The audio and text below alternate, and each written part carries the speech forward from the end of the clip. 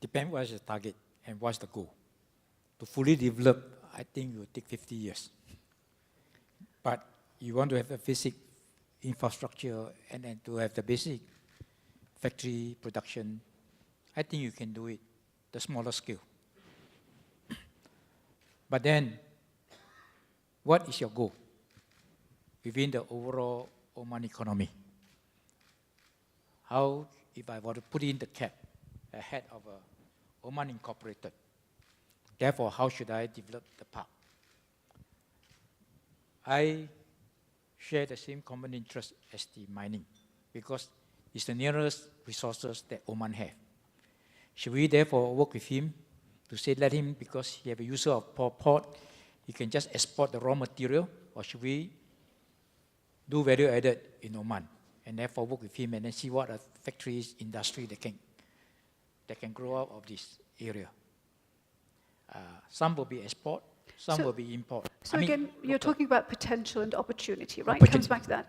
One thing that is happening, though, is lots of MOUs are being signed, right? Lots of agreements are being signed. We're talking about billions worth of MOUs.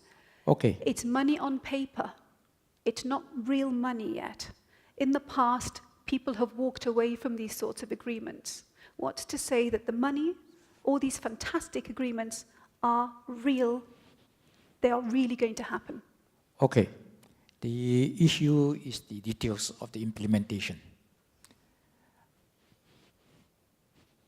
A factory that do methanol and then with the downstream that come in, but if it doesn't have a gas support from the MOG, then what's next? Everybody have a perception when they come in. Oman have its own oil, he have its own gas. But when they come to the disappointment and sign the MOU, then there's insufficient, or the pricing is not right. Then what do you do with next? So I think Are you concerned about being able to deliver and make these MOU a reality? Of course, we have to work out. We have to carry on the dialogue with the various stakeholders, the various ministry. One of the issues is every ministry is sometimes acting as a silo, and they're working as a silo. How do we therefore translate that and make it into a reality, to realize the dream? You see, we have a recent trip 2-3 weeks ago. To China? To China. They are thinking that you have air gas, you have oil. Can we send up a petrochemical hub about 10 square kilometers, which is 1,000 hectares? But quietly in my mind, I say, I'm willing to accommodate you, but I need the support of my other ministry to come in.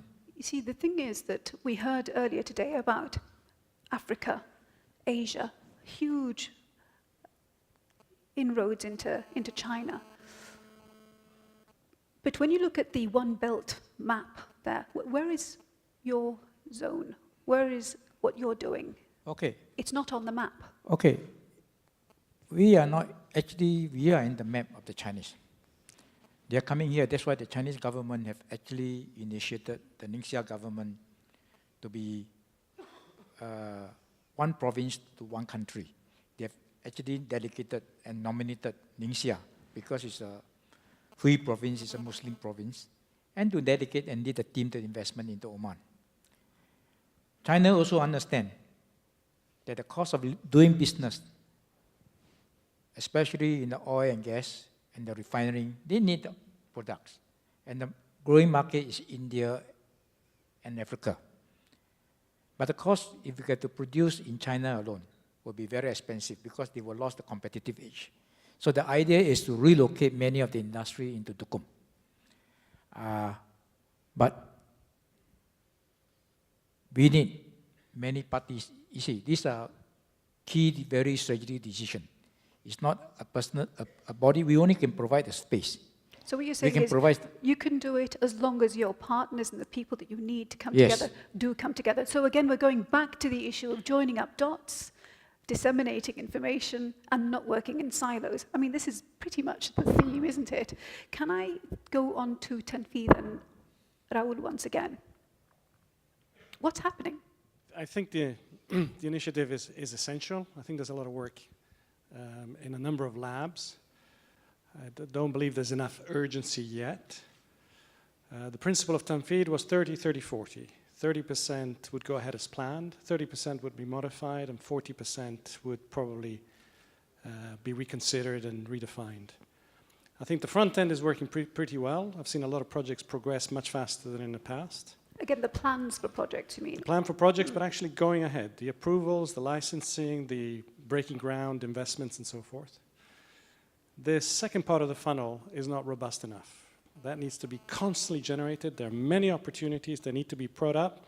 If Project X doesn't go forward because MOU is just in wishful thinking, there's plenty of others that should succeed. So that part needs to move faster, be recognized. What's holding it up?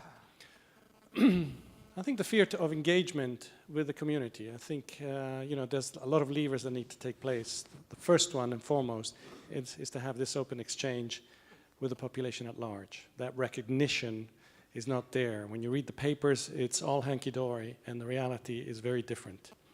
That's one point. And the others are to start shifting to single-point accountability, because you need to connect the dots, but somebody has to hold the can. And at the moment, that accountability is too dispersed with too many players. They need to connect a single point. So when's the next thing going to happen? Well, we're working as hard as we can, and we just do it and then ask for apologize later. But it's. But I mean, that's the question. What is actually happening? Do you see what I mean? So you've got 21 projects identified. The potential is everywhere again, but it's about the doing of it. What's happening with? And the irony here is the Arabic word, Tanfeedh, to make it happen, to execute it. It's not happening. It's not happening fast enough. It is moving. There's no doubt about it. I've seen a lot of steering committees driving it with personal passion, commitment, and setting expectations, deadlines, no longer accepting a wishful MOU, ensuring that there is breaking ground. So it is moving. It just needs to be more pervasive across the different sectors. So okay. I'm only seeing it in one or two sectors. So in order for us to move the conversation forward, as it were, what is a key thing that has to change and that is manageable and realistic to happen now?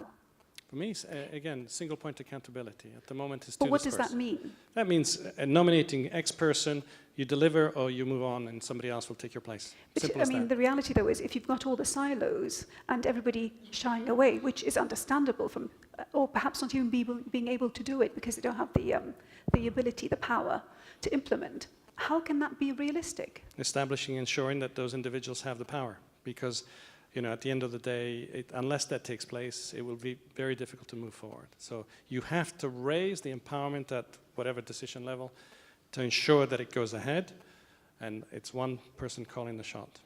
Thank you.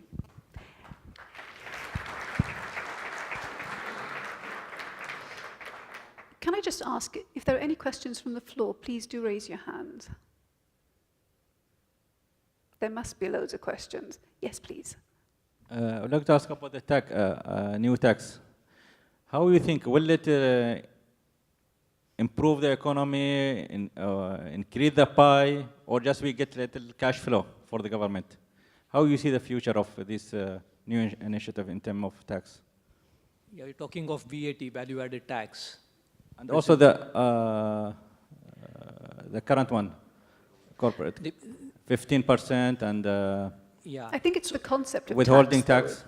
Yeah. The concept of tax is that there's a social obligation. It's a two-way relationship, right? Yes. So it's not just about taking tax, but what is delivered in return. Yeah. So I think taxes. To answer your question, the corporate tax amendment, I don't think is going to increase the revenues for the government, for the simple reason that the profitability of the corporate sector has declined, is expected to decline. So therefore, by raising the rate of tax from 12% to 15%, probably only maintains the tax revenue, right? So this is where they are looking at value-added taxes and other taxes. But I think with taxes come the greater responsibility for the government to account for themselves. I was addressing students at the Sultan Qaboos University on the proposed expansion in the scope of tax. And one bright student raised the question that I don't think people would mind paying taxes, but the government would need to be accountable for how the taxes are being spent. This is what is happening globally. I think, so that's again a sense of responsibility for the government that, yes, we are taking away people's money, but we need to show how it is being spent and how quickly it is being spent for the benefit of the economy, which can generate more demand, more jobs, and business for everyone. Thank you. Question, please. Yeah, I have a question on the practical implementation of this VAT, because isn't that better to have a sales tax on, like in the US, rather than move to a value-added tax? It's much more complicated to implement, especially in an economy of small businesses with, limited capacity of making accurate accounting. Fine, thank you, Fabio. That's an easy question to address.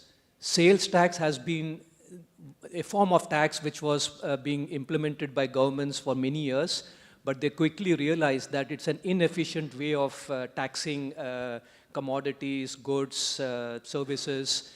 Value-add tax makes sure that you actually get credit for whatever input tax you have suffered. So the businesses do not suffer. Otherwise, sales tax, you buy some raw materials, you pay sales tax on that. And then when you sell your final product to the customer, you again charge tax without being able to recover the input VAT, so input tax. So VAT as a concept is excellent.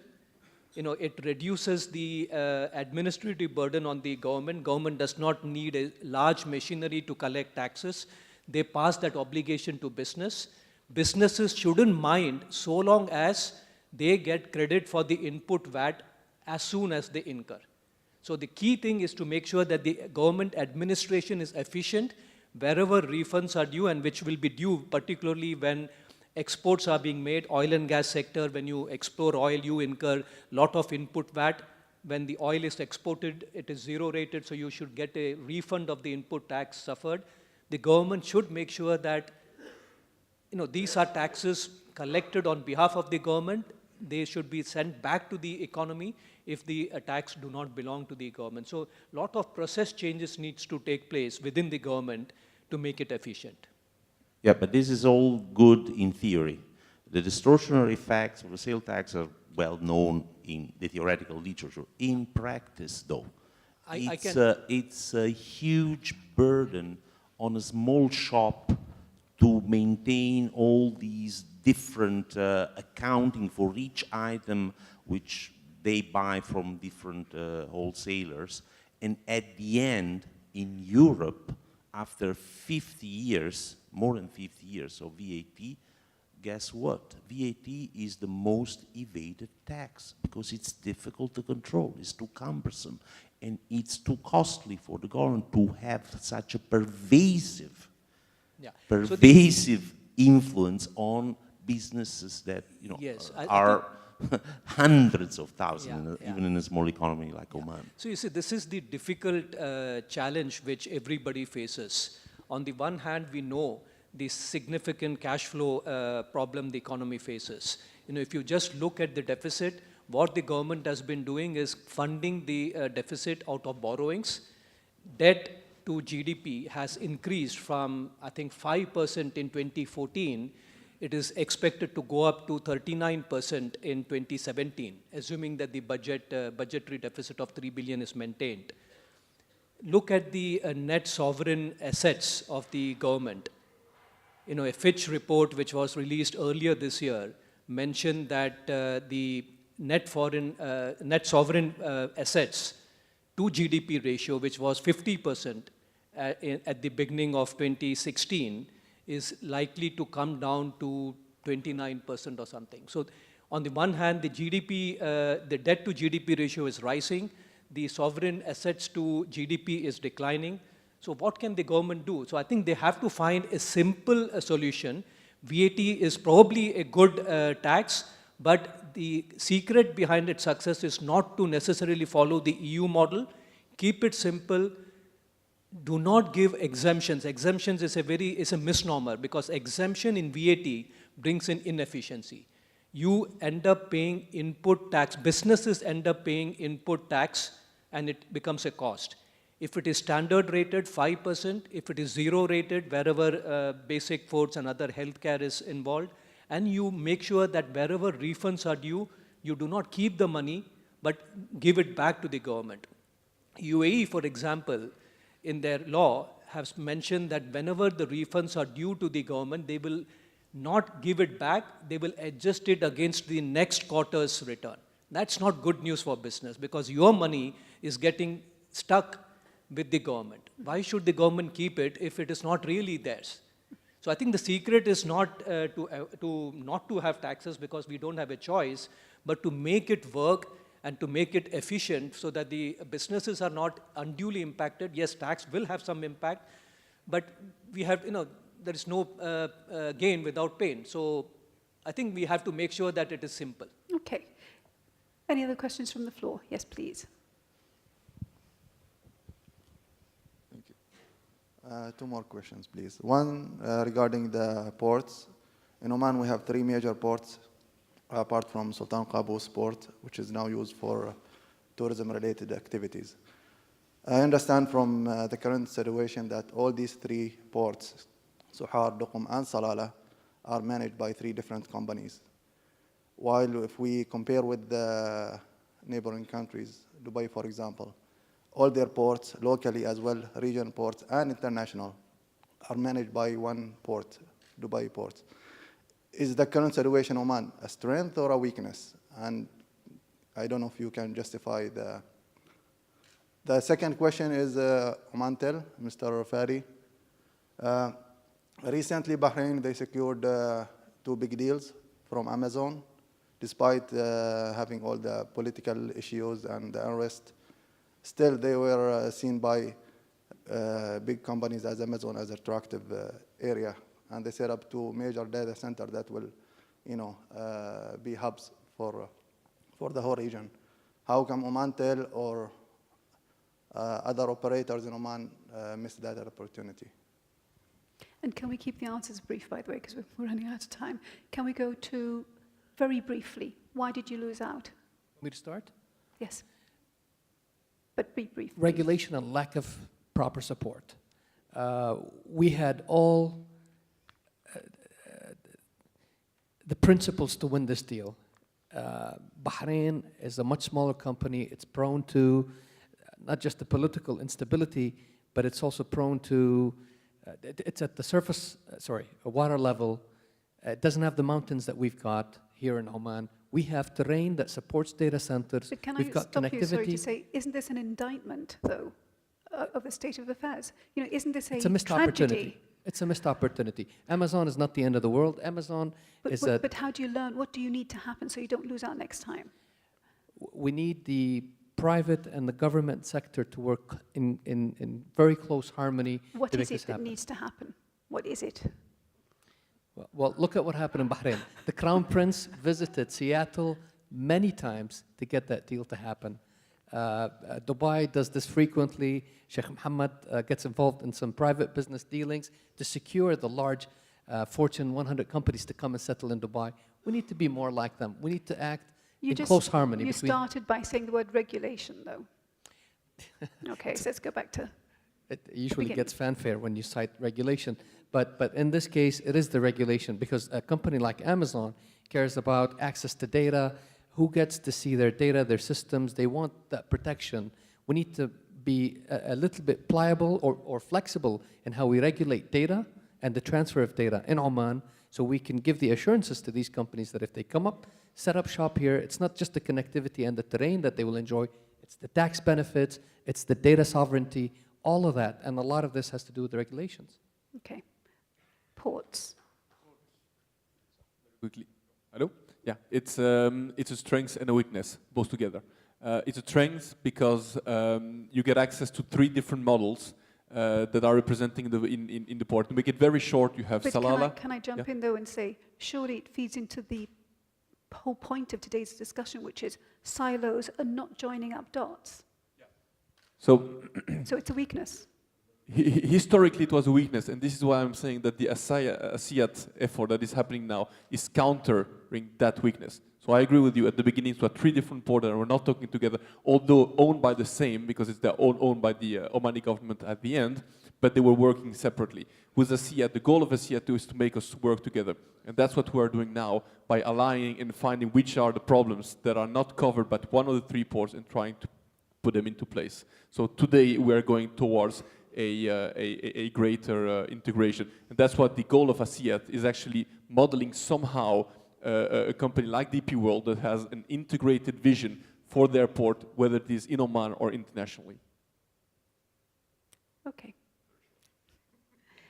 There was a question, yes, at the back. Good morning, everyone. One of the pillars in Tanfeedh was human capital, development of human capital, which we haven't touched actually. One question is, why are the messages and the actions mixed? For instance, if you want to develop human capital, you need to get human capital who are experienced in those sectors into the country. But the NOC rules and the other rules are pushing out a different message altogether. Why is that? If anybody can answer that. Can anybody answer that question? Ministry, we have a Ministry of Tourism. Sheikh Hilal, any answers? Any comments? Okay. What about you? Can you, Raoul, can you feed off of what you were saying earlier on? I mean, if there's one thing that Oman doesn't need is additional human capital. It has plenty of it. There's loads of capability to just get things done. That's not a constraint. Can I just interject and say that, in fact, that's one of the problems that we're facing, and that's what we're discussing today. Things aren't getting done. So I would challenge you on that point. No, is it that there isn't the right people or the right systems? The solution is not getting other people to add to the current capital. There's plenty of it. But business has often complained about things like, I need a specific person to come in, a specific skill set, and I can't get the visas, or even perhaps tourism-related access. Well, you know, for me that's a cop-out, because there's plenty of capability, knowledge and experience in country. That is not the blocker to implementation. It is what I said before, it's about single point accountability, it's about connecting the dots and making sure that those dots are empowered when they join those committees. And they're not. They have to go back to their silos, and that's the issue. So it's not about adding additional experts. We can all benefit with additional experts. It's really about executing the significant opportunities in front of us. It's about dealing with what you've got. Dealing with what you've got, sweating the asset. Okay. A last question from the floor. I can't see if that's a hand raised or somebody scratching their head. Any last question from the floor? Are you sure? Yes, please, right at the back there.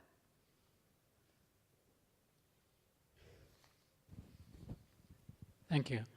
I think it's well and good everybody is talking about connecting the dot, but who is going to tie the bell to the cat? Would you care to comment on that? Shall we just leave that hanging for a while? Okay, and while we think about this, Ali Shah, where are you? Can I ask you to comment on the MOUs with the Chinese entities?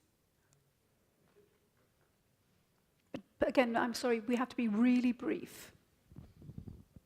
What's your question, sorry? So all these MOUs, going back to the question I was putting to Lee, what is the reality on the ground? They sound fantastical. Are they going to be real? Okay, actually, we are developing an industrial park inside Dogum. It's a different model of cooperation in industrial city.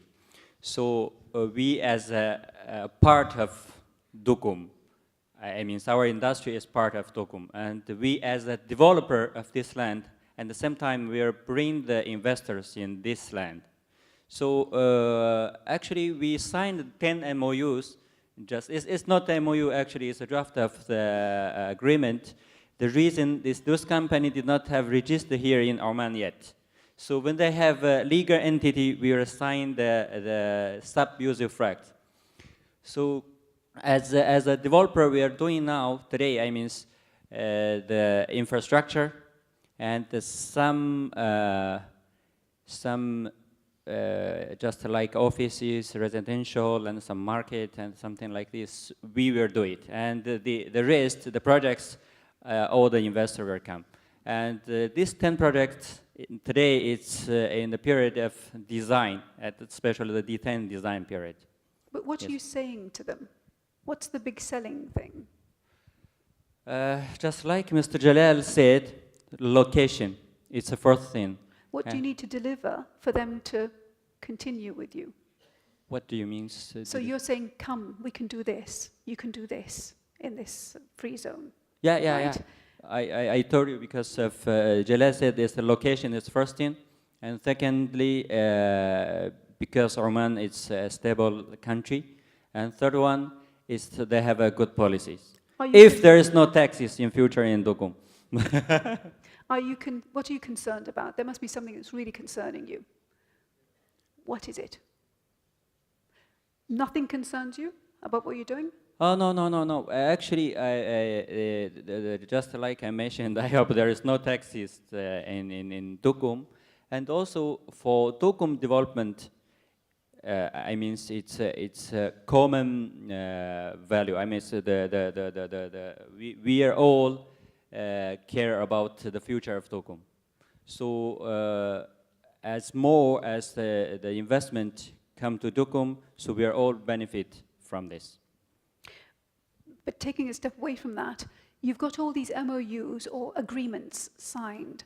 What is it contingent upon? What needs to happen on the ground for them to part with the money and it become a reality? There must be a key thing that has to, from your perspective, that you're promising that has to happen. We're hearing about building a city in 5 years, which is a huge undertaking. And we heard about all the concerns and how to tackle things. So what are you selling? What are you promising? And are you sure you can deliver? But until today, actually, just like Mr. Lee mentioned, for the heavy industries, we're missing the gas. Even a lot of people, a lot of magazines, they're talking about even the newspaper, they're talking about the gas, and Oman find a very, very huge reserve of gas in Ghazan. But even today, we have a lot of discussion. We did not get any commitment from the government. Thank you. So very briefly, yes, go on. Can you wrap up and tell me with the answer what it is that you see as the one key thing that has to be addressed? I think one more point which I wanted to bring to the debate is regarding the legislative process. I think Oman can benefit a lot if the legislative process is fast-tracked. It takes incredibly long time for the government to have a law issued. Take the public-private partnership law, which was talked about ever since the Tanfeedh program was started. We have not seen where it has reached, and if you want the public-private partnership to succeed, it's very important to let the private sector know what's the framework. So legislation, speed of decision-making. Yeah, just one more point. In terms of the legislation, the silo sort of mentality which Khalid talked about, let's take the example of the free zones, which are a useful, attractive sort of proposition for businesses to set up in. The tax exemptions which are given, we find that the rules vary in terms of the application of the tax exemptions. For example, most of the free zones, including Dukum, give a tax holiday for a certain period from the time the businesses commence commercial operations. But in Sohar, we have recently seen an example where the tax exemption is given from the date the company was registered, was incorporated. Now it takes 2 to 3 years for a company, particularly in the manufacturing sector or infrastructure sector, to get their act together and they start producing or generating revenue. So what's the point in giving exemption from the start of So a unified approach, basically. So unified approach, yeah. Talking to each other. Very briefly, what one thing will help you? What one thing do you need? I think it's clarity of the rules and regulations. And also the way, I think we can do a lot of legislation. Legislation will bring clarity. But the legislation must be business friendly and pro-business. If you interpret it, unfortunately... But sorry, what is it? If you could choose one thing, what is it that makes it pro-business? Okay, for example, we may have a labor legislation on the requirement to hire and fire. We know that we have required certain recruitment regulations. But what happens if you don't find the person suitable, if you cannot fulfill the role? Are we going to, we want to bring the economy to a next stage. So it's being free to choose the right person. Correct. Employing on merit. Yes. That's your thing. Pascal, what one thing? Foreseeability and stability, consistence towards one direction, but mainly foreseeability, being able to see before, I mean, to be informed about change. Is that your thing? What is it? Not only informed, yeah, but maybe participate a little bit, but mainly the fact of for the regulation to be foreseeable, for us to be able to see so clarity where around we're going. Decisions. Okay, so clarity, more clarity, and being involved in the decision-making process as a private sector. Yes. Yes. Yes, please. What's your one thing? Regulation.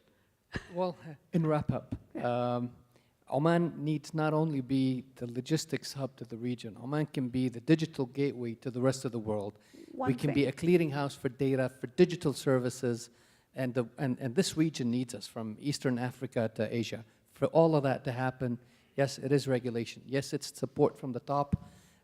Yes, it's us not working in silos. The PPP model, when we approach ministries, when we approach the government sector, there's a bit of reservation about PPPing with the private sector or with a company like Omantel, where we wobble between the government and the private sector status. Yet it still is enough of a concern to some ministries and some public institutions. It's time for us to move on.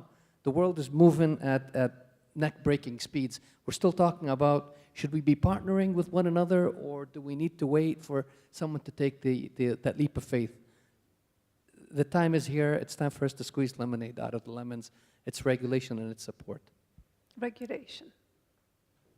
Ahmed. One economic business review, Oman Oxford review concluded that in 2016, Oman Air contributed 600 million to the economy.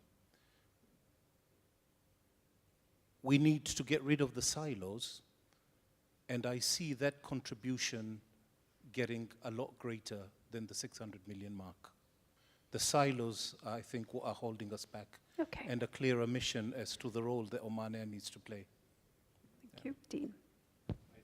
I think it's about silos, getting rid of those, and then speed of new projects being issued, creating new opportunities. It's too slow. Reggie. I would rebuild out on something Raul said earlier, get rid of committees and all these things, put people accountable and empower them to make things happen, otherwise it will keep stagnating. So really the takeaway is, join up the dots, disseminate information, but include the stakeholders in the decision-making process. That's my take away from everything that people have said. Thank you very much, gentlemen, for your time. We're going to move on to the next session for the day. Thank you. Thank you, esteemed panelists and Emma, for giving us such a splendid discussion. Please, can we have a huge round of applause for them?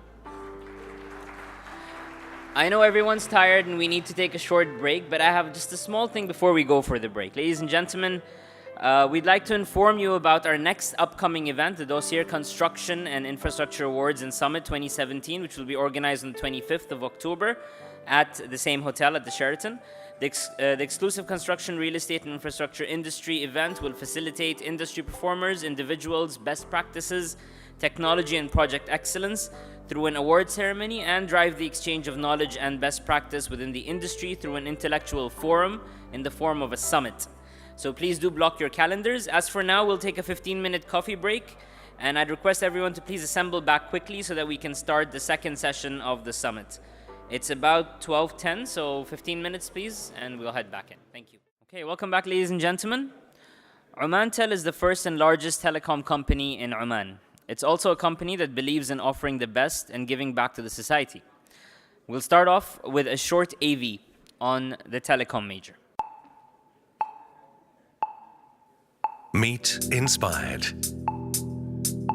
Meet the doers, the players. Meet steady, edgy, ever ready. Meet awesome. Meet Throwback Thursdays. Meet swag. Meet creative, simple, brave. Quick on the uptake. Meet YOLO. Meet Omantel. Amazing things happen when we're connected together. Omantel. Amazing happens together. The WannaCry ransomware attack in May 2017 highlighted the need for greater cybersecurity. And if you are better acquainted with the subject in Oman than Mr. Mohammed Niaz, partner Ernst & Young, Mr. Niaz is an engineer and an MBA. He has over 19 years of experience in IT consultancy services, including cybersecurity and IT risk. He's a partner in cyber and resilience in the AIM advisory. He's also the leader of Resilience for Africa, India, and the MENA region. Niaz is one of the founding directors of the ISACA, or ISACA Muscat chapter in 2000, and has since been associated closely with the chapter. The topic of his presentation is Path to Cyber Resilience, Sense, Resist, and React. Please help me in welcoming Mr. Niaz up on stage. Many of you have left during the break, so I think this is normal practice here in Oman. By a show of hands, how many of you believe that you're ready to face, or you're fully prepared to face a cyber attack today in your organization? Show of hands. How many of you believe that you're fully prepared to deal with a cyber attack in your organization? One. Excellent. And how many of you believe, again by a show of hands, partially prepared? Not fully, partially prepared. Hands? One fully prepared and one partially prepared. What about the others? We have no idea. Excellent. Do you need to have an idea? Somebody said no idea. So my question is, this is not an IT group, right? This is a business forum. Do you need to have an idea about this at all? Yes or no? Who says yes? Yes, right? But still we have no idea. See, the point is, it is not a question of if. It's not a question of if you will be faced with a cyber attack. It's a question of when. And for all you know, maybe you're already attacked, and which you're not aware of.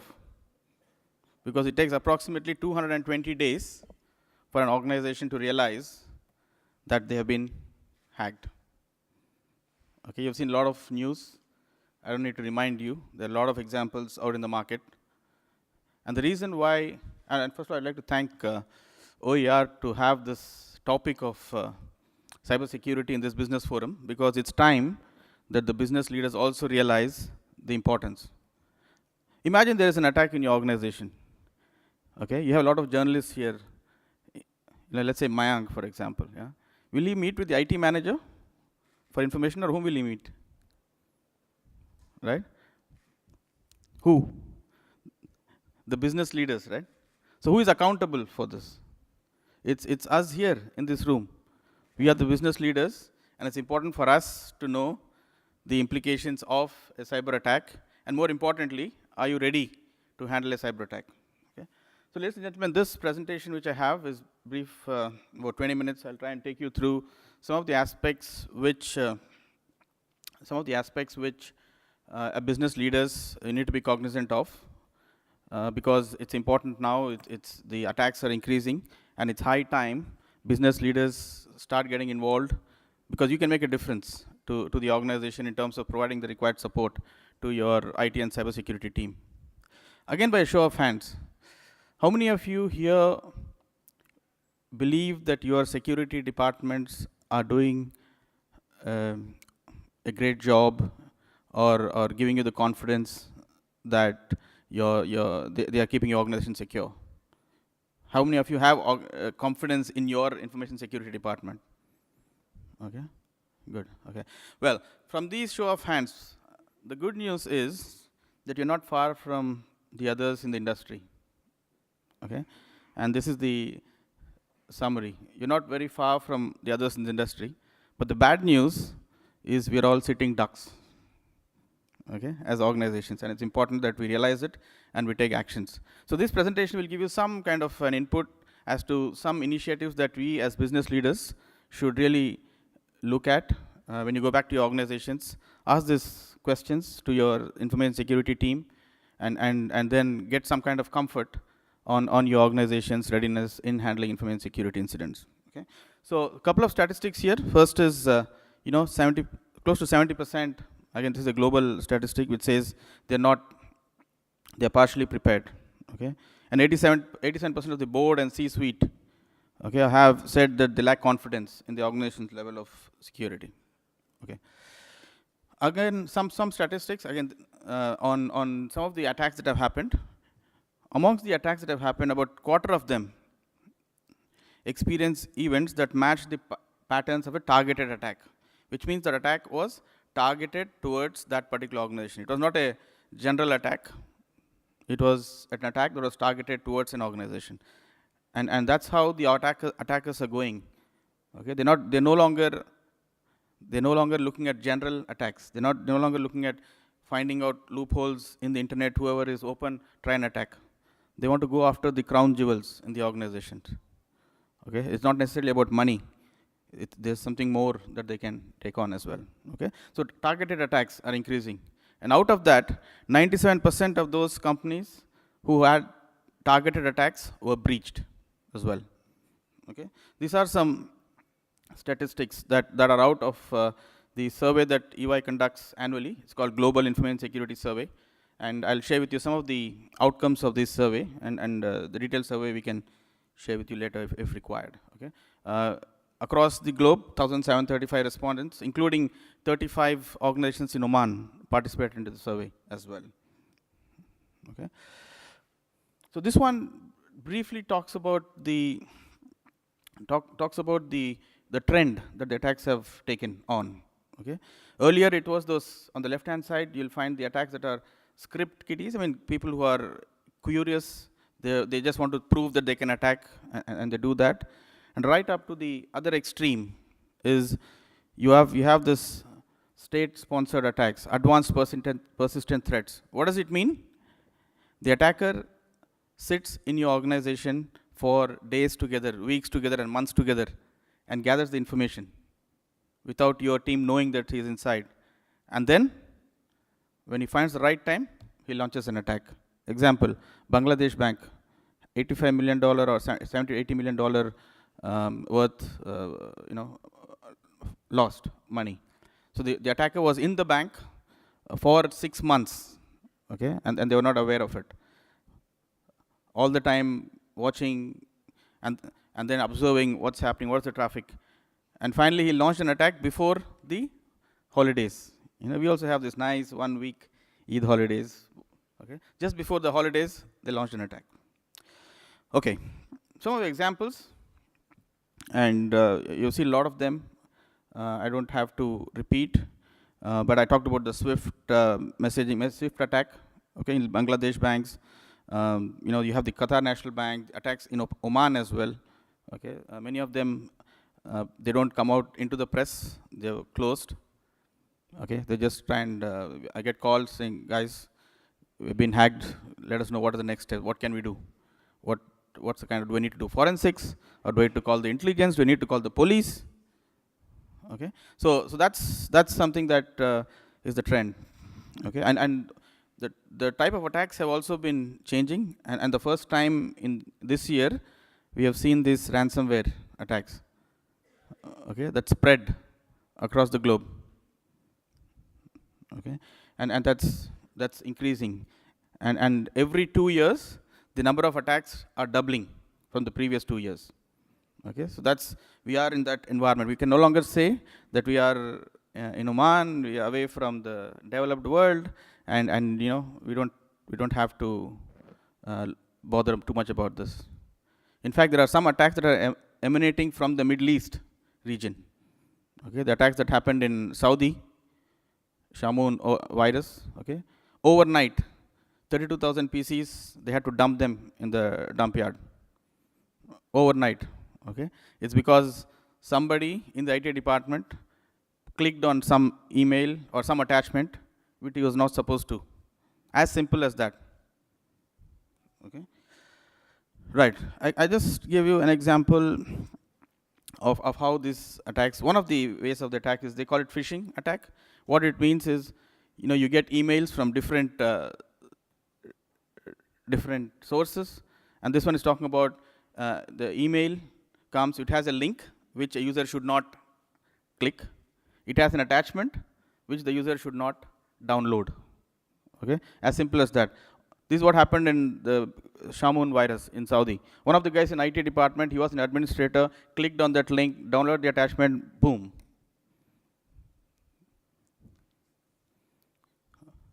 And some of them get emails like this. Okay. Can anybody say anything fishy about this email? It comes from administrator@gmail.com, for example. Okay. So users should be aware that when something like this comes, you have to be careful. Okay. It also gives a threatening message. Your email account is about to be deactivated by your system's admin due to unusual activity. You won't get threatening messages like that from your IT department, at least normal IT departments. Okay. So users should be aware that these are the things that they should be prepared. Okay. You're familiar with, there's an advanced attack called spear phishing. This is a general attack called phishing attack. There's an advanced attack called spear phishing. What is that? The attacker gets into your environment, okay, hacks into one of your users' email box as if, and he basically pretends that a user is sending a mail to another user. So it's no longer from somebody x@gmail.com. It comes from your own boss. Please transfer the funds to this. And this is not theory. I was speaking to guys, CFOs in Oman, who were subjected to this attack. One CFO I was speaking in Sohar. So the boss, the GM, had gone to Dubai for some training, and the mail came from the GM. I'm in urgent need. Please, can you transfer this money to my account? So this had not happened before. So the CFO called the GM, say, are you sure you want to transfer this money to your account? I said, no way. Where's this? So this is advanced spear phishing attacks that are happening. And some have already transferred as well and lost. Okay, so that's the story. So what do organizations need to do to achieve this? Okay, the survey comes out with 3 key actions which organizations need to do, which are logical. I'll try to make it as logical, as business-minded as possible. The first, you need to have more of a sense. Okay, they have sense, resist, and react actions. You need to have actions relating to sense. What does sense mean? You need to predict threats that are coming into your organization. So it means you need to be vigilant. You need to have what is called as cyber threat intelligence, which is if there is a WannaCry happening around the world, before it would come to me, I just need to make sure that I've patched my systems, I've got things ready so that it doesn't hit me. Or if it hits, I'm able to respond, or it doesn't affect me. Okay, things like having active defense. What they call as active defense. What does it mean? So to give you an example, you have these police, right? ROP. So when there is a fraud, or when there is a event or crime that happens in the air, in open air, so they can catch you, right? It happens in the open air. So what happens when crimes happen behind closed doors? What do the police do? They have something called a CID. Okay, they have these missions. What do these missions do?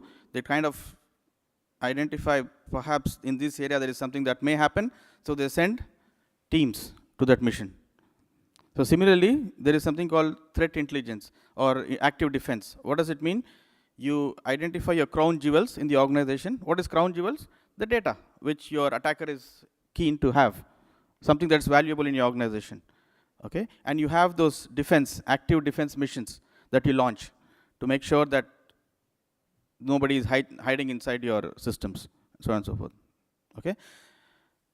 These are actions relating to sense. Resist. Resist is your capability of the organization to resist attacks, which is you have a corporate shield. You have a strong corporate shield in your organization. So that if you are attacked, then you are able to resist the attack that happens. Okay? There are some actions around this. I'll share that across with you as well shortly. Having your system. In fact, many of these attacks, WannaCry and others, if you had maintained your proper minimum baselines, minimum security standards, they would not have affected. The sad thing is less than 5% of the organizations maintain the proper housekeeping with respect to security. Okay? So resist is about having proper strong shield, corporate shield in your organization to prevent such attacks from happening. Okay?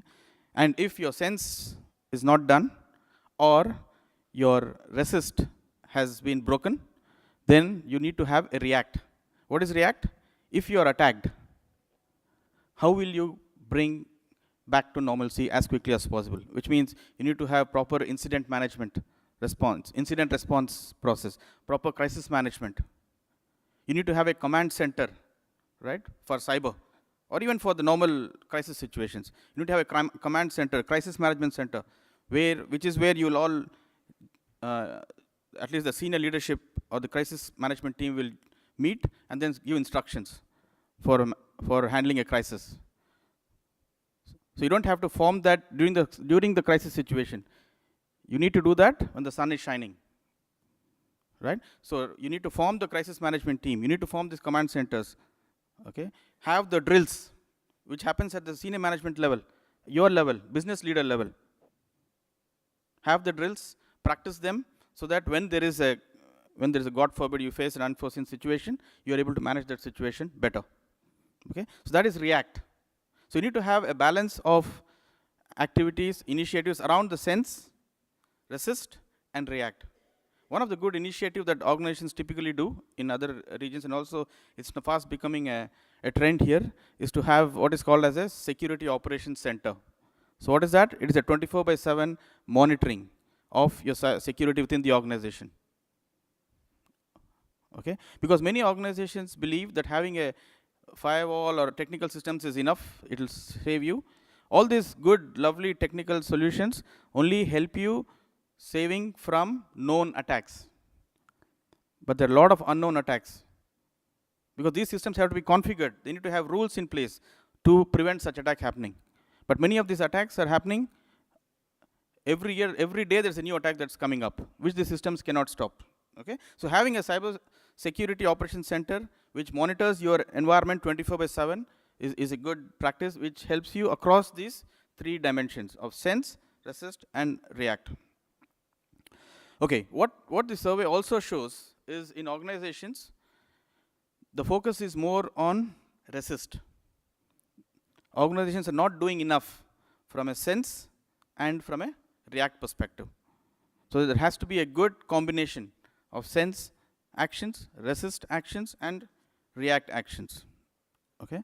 So I gave some examples from a sense perspective. It's installing or even outsourcing to a third party, continuous monitoring of security, which is called as SOC, Security Operations Center. By the way, we're setting it up in November for the Middle East. We're setting it up in Oman. Using cyber threat intelligence, okay, I talked to you about that.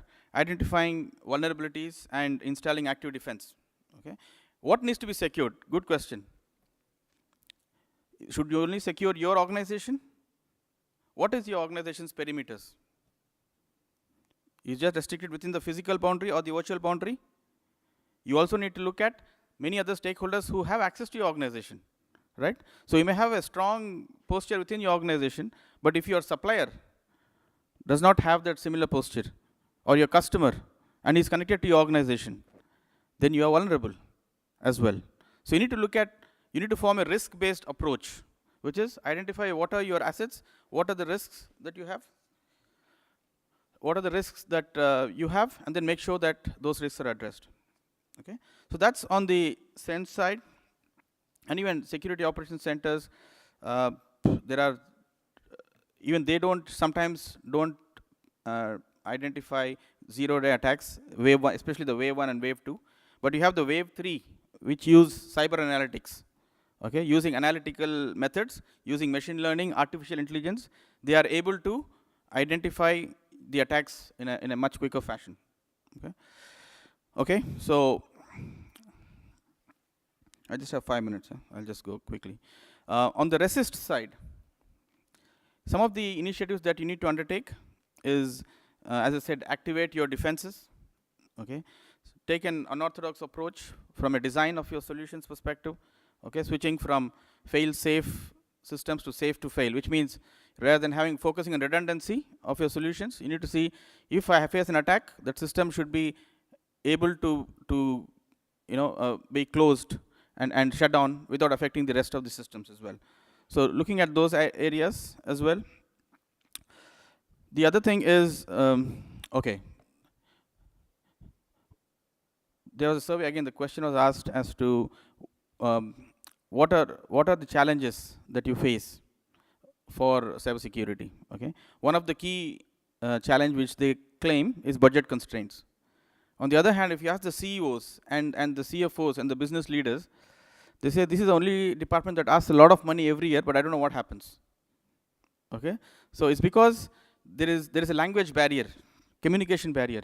Business doesn't understand systems and security and systems, unfortunately, don't understand the business. It's very important for both to understand each other and have a common language of communication in order for this to succeed. Okay. React,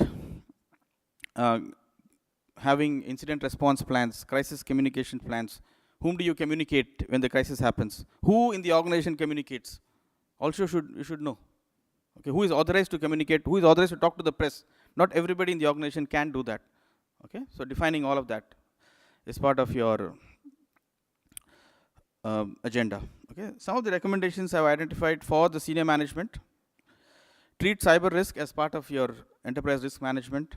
Prioritize your assets. Follow a risk-based approach. Identify what are your key assets, what are the risks for those assets, and bring in controls to protect those assets. Okay. Again, the last point I mentioned: discuss cyber risk in the language of business and not IT.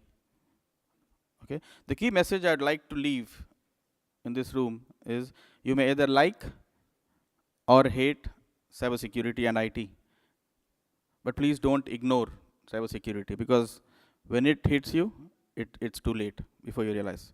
Thank you. Thank you, Niaz, for an informative and engaging presentation. Oman Air, the award-winning national carrier, is helping the country's diversification efforts by promoting tourism, apart from offering a luxurious international flying experience. We present a short AV on Oman Air, the official airline of OER Business Summit 2017.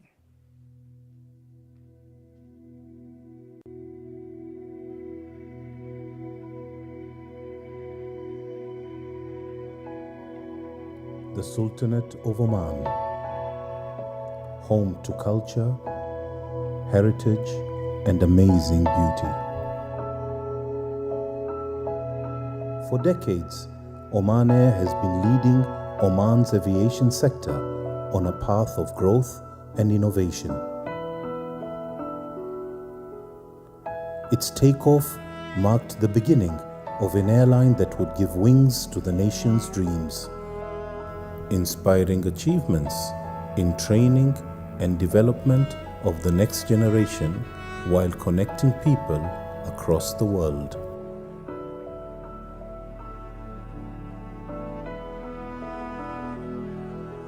The tourism industry in Oman has witnessed tremendous growth during the last few decades, with guests experiencing the unique warmth of its people and beauty of the country.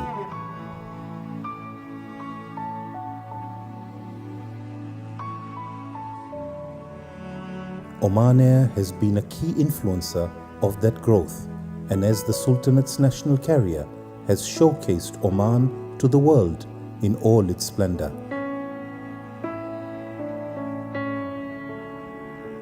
Oman Air has also been making a significant contribution to the country's economy. The airline has achieved repeated success in its mission, and the rewards have percolated through every sector of the economy. In 2015, a new objective was set for the airline, and this was to become the best. The mission underpins every aspect of Oman Air's work and is strengthened through teamwork and daily communications.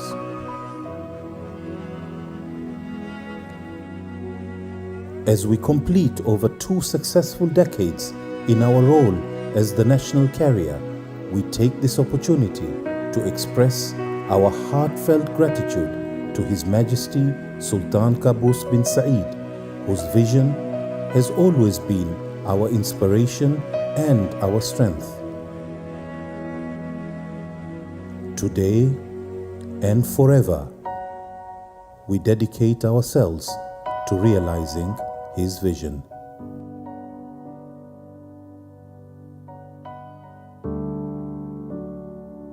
We take pride in promoting our beautiful land to the world.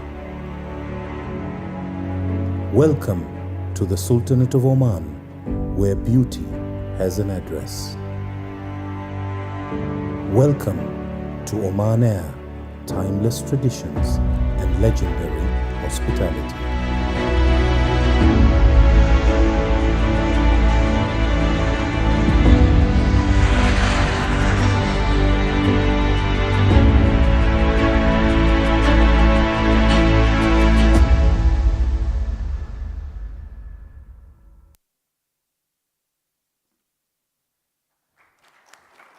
Beauty definitely has an address, and it is Oman. It's time to start the second panel discussion of the summit on public-private partnership, private sector as an equal stake partner in development. I'd request Ms. Naima Bouwarda to please come back on stage to commence the proceedings. And I'll try not to bother you so much this time. Thank you very much. And in fact, I want to say I flew in on Oman Air last night, and I want to apologize because I wasn't paying any attention to the safety video, and I just heard that it's changed, and it's using the beauty of the country and tricks like incense instead of smoke and that sort of thing. So I promise I will be paying attention, okay, next time. Right. Private sector as an equal stake partner in development. That title is loaded, isn't it? Would you say? Please join me in welcoming to the stage the Director of Kimji Ramdas, Pankaj Kimji, the CEO of Oman Oman Society of Contractors, Shahswar Al-Balushi, the Executive Director of the Authority for Electricity Regulation, Qais Al-Zakwani, the Chairman of GBCM and noted economist, Hatem Al-Sanfari, and the Head for Project Finance and Syndication Development at the Bank of Sahar, Sri Vasa Rao Edupal. Gentlemen, thank you very much for being with us. Now, the format is as before. If you have questions, please do raise your hand. Keep the questions brief, please, because we are way over time. Pankaj, is there a partnership? Is there? Yeah, we don't certainly have a partnership, but I mean, I'm sure there must be partnerships outside. Yes, there is a partnership between government and how do you define that? How do you define it? One has to be the enabler, the other one's got to have the freedom to do business. So my point is, how do you define it today with the reality on the ground? We are partially enabled and we're not doing much business. So we need the one biggest factor that defines that partnership, or should define that partnership, is trust. And there's a certain amount of laxity of it. Both ways. I'm not saying that one is not trusting the other, but it's both ways. We both have this inability to have faith in others' ability to carry out the business. Okay. So trust is lacking at the moment. Your industry, construction? Is it dead? We're moving on. Because there's no funding, there's no money. Is my industry, the construction sector, is it dead? Is it? Well, if we continue in this track, it definitely will be dead. And again, it's the lack of partnership, the lack of engagement that we don't have right here. I don't see the other side of the table. We are talking to ourselves most of the time, raising our concerns to ourselves. The partners is not here, and if we raise it to the partners, the answer to those questions take yonks years, and maybe they don't even come. So this will lead to the construction sector is one of the largest sectors in terms of employment, in terms of companies that are working in the sector, multiplier effects that occur. You talked about hearing that salaries are not being paid. Yes, they're not being paid. Companies are not being paid. Salaries are not being paid. Vendors are not being paid. We have a serious problem because we have a lack of engagement with our partners. They're not listening to us, and if they listen, they just let it go. So the construction sector will die if we don't, and it's a major sector. And today, if we want to build up the economy going forward, we need the construction sector. If you want to build a hotel, a factory, a port, airport, you need a strong construction sector to build those things. If you don't have it, you can't do it. So we'll be coming back. I mean, there's loads of questions to be asked, but first I want to turn to the floor. Is there a partnership? If yes, raise your hand. Is there a partnership? Not a single hand, meaning we're talking about PPP, right? You understand the question? Okay. You are one of the success stories. We heard earlier, I mentioned the Minister for Oil referring to possible potential privatisation, needing cash and so on. What is it, I mean, looking back over the 10 years since privatisation, what is it that you would say needs to happen differently if it was to happen now? I think from the electricity sector's perspective, there wasn't a partnership over 10 years ago, but then those drastic changes that were made at similar times as we are right now in 1999, 2000, where the government did not want to fund infrastructure projects, but wanted to resort more to the private sector for that burden, which would then alleviate some of the burden on the government to spend on other socially applicable projects. But there were tough decisions taken, and there were big decisions taken, which governed the way forward through the issuance of a law. So we're talking about primary legislation, which set the risk matrix for the entire sector, which also held people accountable, which also held people, gave people the responsibility to be transparent in their decision making. And it also set the framework which would give credibility to incoming investors. So these were the building blocks that were needed to facilitate the incoming of private sector investment in 2005. It started off with the government giving some government guarantees initially. But what I mean is, here and now today, 2017, we're talking about privatisation as one of the issues to look at, right? So what would you say to that happening today? Not in your sector, not with your company, but as a concept. I think that there needs to be, for privatization, I mean, there are private investors over here, but for them to actually be attracted to a possible project, they need to feel that there's certainty. There's certainty, there's clarity, and there's transparency. And I'm not talking about clarity in just a law, but the applicability of that law. And consistency in decision making. So when investors, they can invest in one project, but once they see that it wasn't played by the book, and investors, they would shy away from the next project, so it's one and done. But that's not what we see, at least in our sector. And I don't see it as being impossible to be implemented in other sectors, because you see what is happening. We've got over $10 billion in investment during tough times too in the electricity sector, and it's 100% privately funded right now. So you see, I mean, we were talking about silos in the other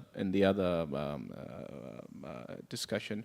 So I'm glad to say that although we may be working in sort of a silo, we are doing it in a specific way, which hopefully would breed confidence in other sectors. What are you concerned about most? You're concerned, right? I think everybody's concerned, okay? It's a fair statement. So what is the big thing for you? Can I just make a quick comment on the partnership? I think the partnership is here. It's live and kicking. The electricity sector, the power generating sector, is a very fine example of Oman leading the way in partnership, where private sector will operate, will invest the funds, operate, and then transform the assets to the government. This is happening, and it's happening in a very good and efficient way. As well as in the oil and gas. I think the talk about Khazan as a project with PP is again testimony to the partnership between public and private sector. The government these are specific situations. You know, the sentiment seems to be that as a general way of being, that there isn't this partnership as a given.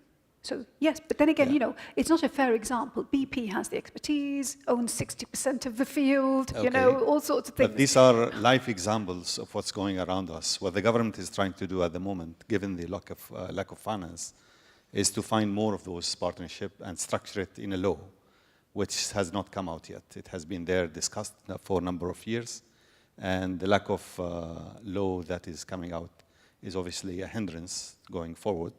Obviously, if you want to keep a law, you have to get the policy as well as ownership. What we have currently, we don't know who owns the PPP initiative.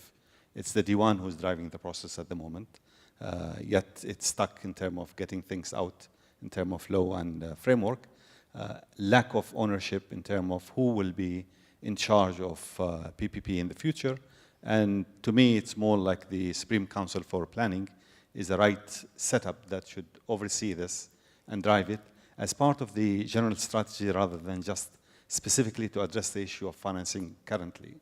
This is an issue for now, but for the future, we need to make sure that it is much more structured and has a very focused objective to going forward. So back to the question, which is, what is the red flag that really concerns you? I think this is something that has been discussed a number of times. It's what Raul is saying, the clear focus point that's not been well established, and this is going to be a drag. In economics, we call this a governance issue, and in business, they call it leadership issue. But nevertheless, it's all one thing, is about who is driving the process and who's sticking their neck to get things done, so and they will be accountable for it. Who's making decisions? Sure. Where is accountability, really? That's what you're talking about. Okay. Funding, money, no credit, no growth. How can you help? Well, I come from a community which has been eternally optimistic. We have been with the industry through thick and thin. There were no pockets of time where economy was looking north. There were pockets of time when economy was pretty shaky. But all through, we were there with the industry. When it comes to industry and supporting the public-private partnerships in specific, we rely upon the framework, the legal and contractual framework as the basis for, Mr. Kimji has suggested it is trust. We put it in the commercial language, the contractual obligations between the parties. As long as the contracts are, established, enabled, and enabled for enforcement at an independent arbitrary mechanism, we are there to fund. Banks in Oman have come up with the wherewithal to support long gestation projects. You can say even we have funded water and power projects which are running into 30 years of operations. So what we can confidently say is that yes, banks in Oman are there ready with the challenges that are posed by the evolving models of public finance. But when it comes to the initiation from the government, we require certain kind of legal framework which is clearly defined who is responsible for what and who benefits from what. And are you happy with the contracts? Is everything clearly defined? Yes, of course. We have success stories in water and power. We have showcased some projects which are of world class, which have been operated by private sector. We only want the same contractual structure to be replicated in other areas of, But that's what I'm saying. You know, forget about what has happened already. I'm talking about here and now. Are you extending loans? Yes, we are. Are you extending loans to the good people in this room? Yes, of course, yes. Are you getting the money you need from the banks? Pardon? A lot of, and I couldn't hear the rest of it. A lot of conditions. Conditions, exactly, yes. I would answer that. See, we are only a channel through which the savings of the economy as well as finances of the economy are routed back to the industry.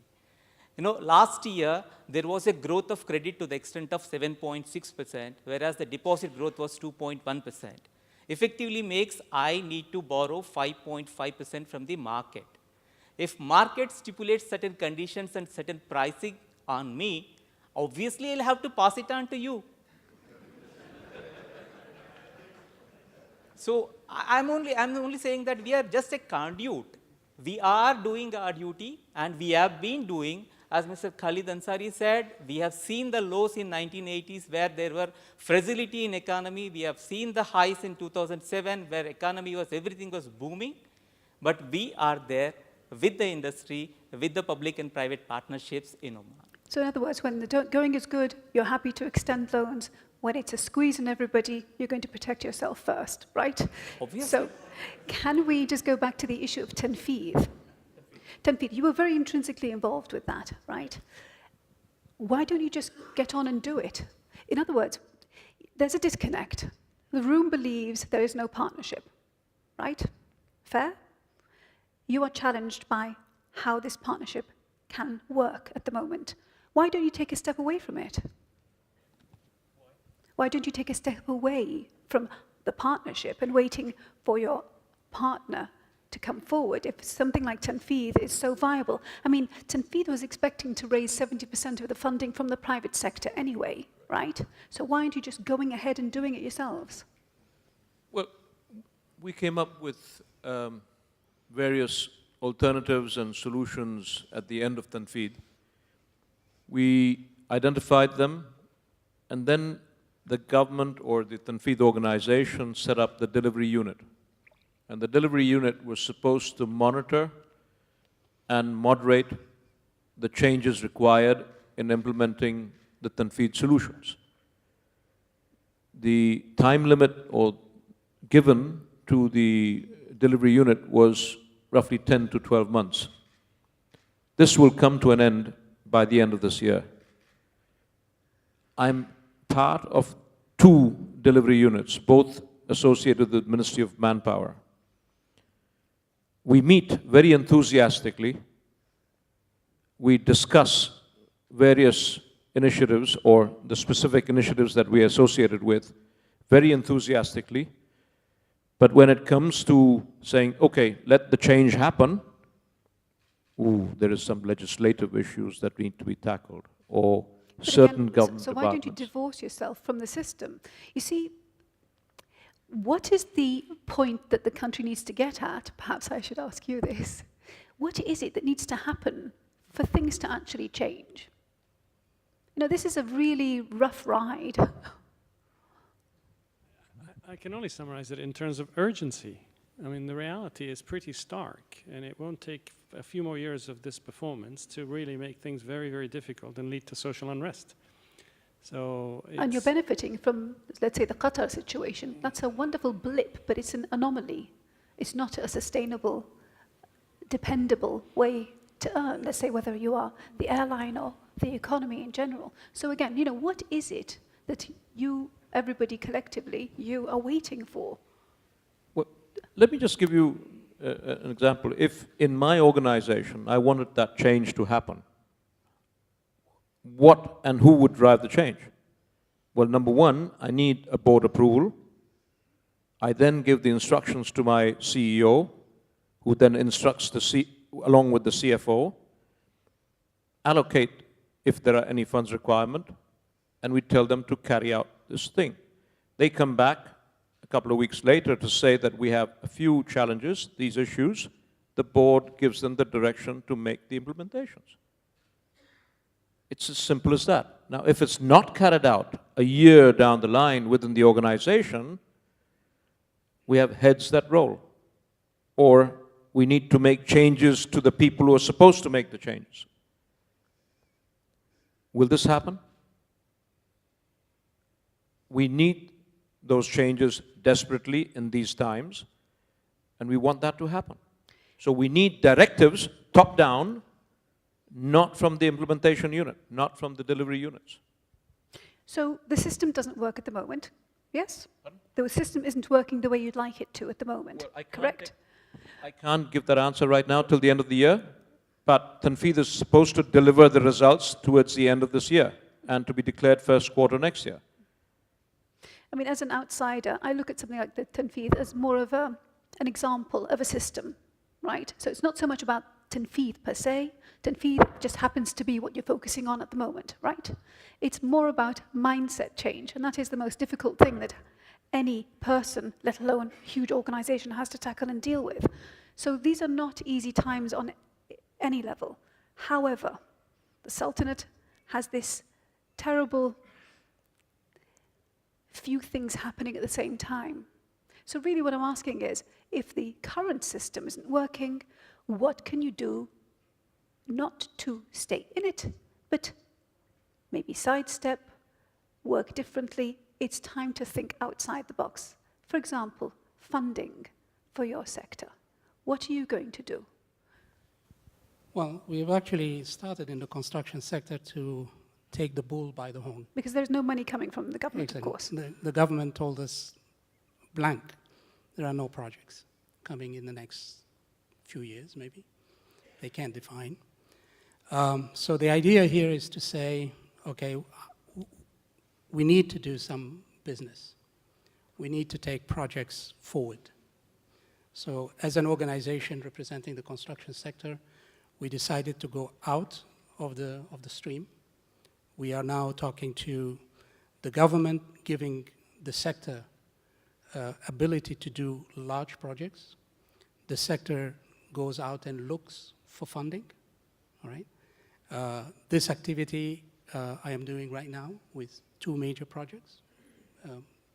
Confidentiality can't release information at the moment, but we're working right now with 2 major projects, huge projects. What is the relationship then with the government? Is it, do you pay fees and licensing and that sort of thing? That's why it ends, or what? Because it changes the dynamic of how things are done. Well, it's very simple. We are telling the government, you want this to be done, okay? We are ready to do it. These are our conditions, okay? At the end of the day, whatever that we're going to be doing, it has to be sold to the local, regional, international market. We have to attract those buyers. Therefore, these buyers need to be given some sort of incentives, all right, to take this product from us, whether we are competitive, price-wise, logistic-wise, et cetera, and so on. So you've succeeded in getting the mindset to change, right? Correct? To some degree, yes. Right. What was the key to that? Just coming out and saying, we're going to do it. You can't do it, we will do it. All right? But this is what we need. So are you willing to give us this? And is that, of course, the idea is, can you replicate that concept across different sectors and industries? Can you say to the government exactly what we just heard? In the corporate sector, when you have an issue of somebody can't paying, you take over the asset or you seize the asset. You can't do that in most government sectors. But there's nothing stopping the government from saying, I owe you, in the meantime, I'll give you this and this and this in compensation. I want the government to feel and to deliver that message saying, yes, we will compensate. Yes, we have an issue. We're not saying that.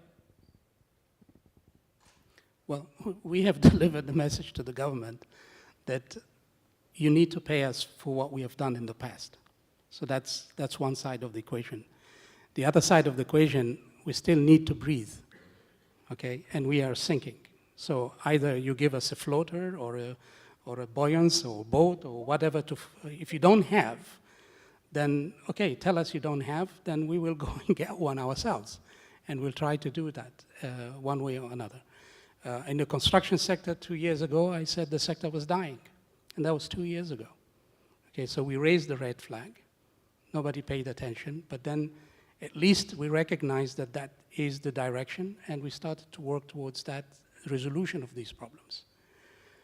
We felt maybe Tanfeedh was going to be one of the potential area where we're going to see a rapid turnaround. We accumulated good 300 mines, most of it Omanis. We gave the solutions on the table to the government. And we are now waiting the other side, which is the partner, to deliver on the things that needs to be done to realize those solutions. So the solutions are there.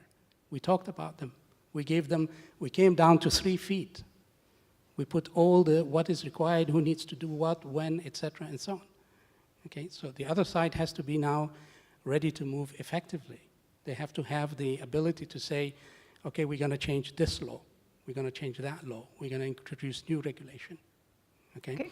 But we are taking the initiatives ourselves, and we are going to try to implement the project, find the business for ourselves. We're not going to wait for the government. So, busy work versus productive work. It's fair to say that government institutions have what people call hidden unemployment. Unemployment is on the rise in the Sultanate, and that's without the hidden unemployment. So again, how do you fix the mindset of getting rid of busy work and going towards productive work? Okay, in the past we had a number of crises. We had in 2011 the Arab Spring, and then we have 2008 before that, drop in oil prices, and we seem to have gone over these crises without learning much out of them. And we have now a recent one, a big shock. We are not learning enough.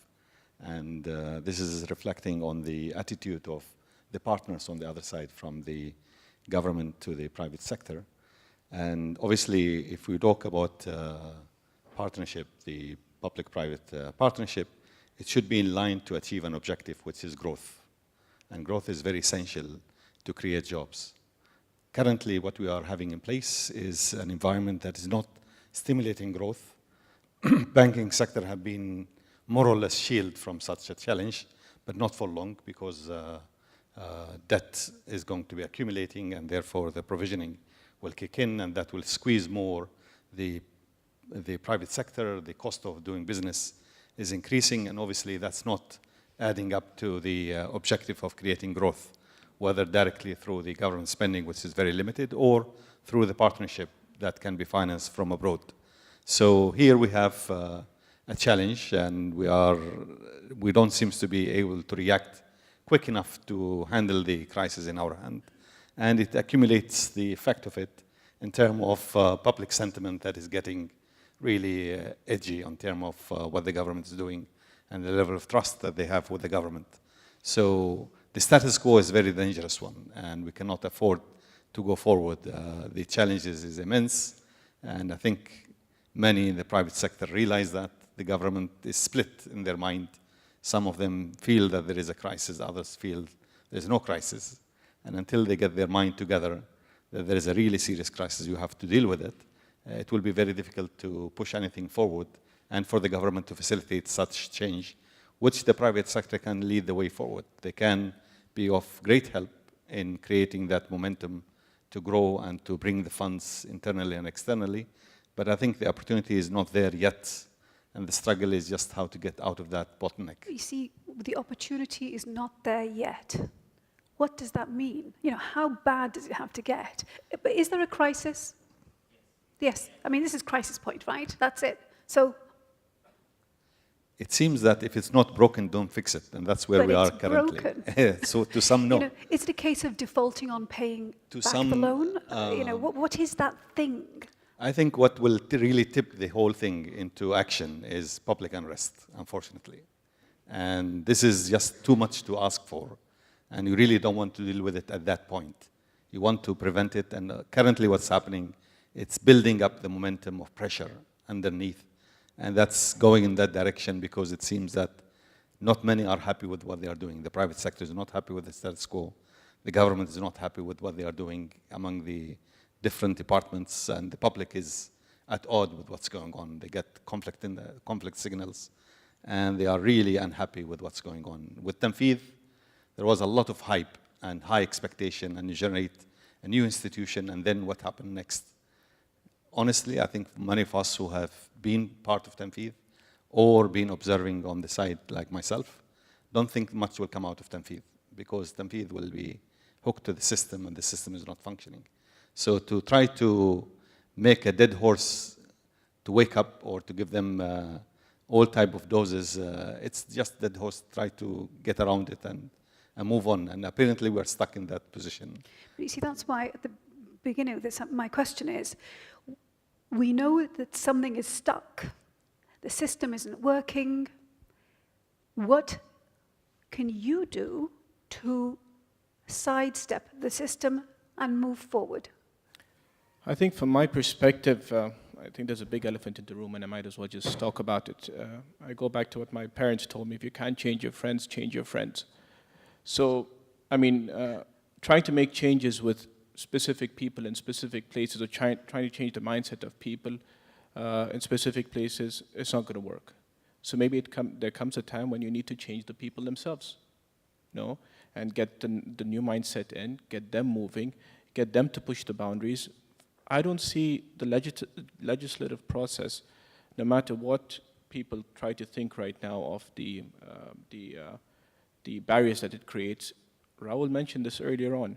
You push the boundaries. You can push the boundaries, but it needs a specific mindset for you to go out there and push those boundaries. Do now, answer later.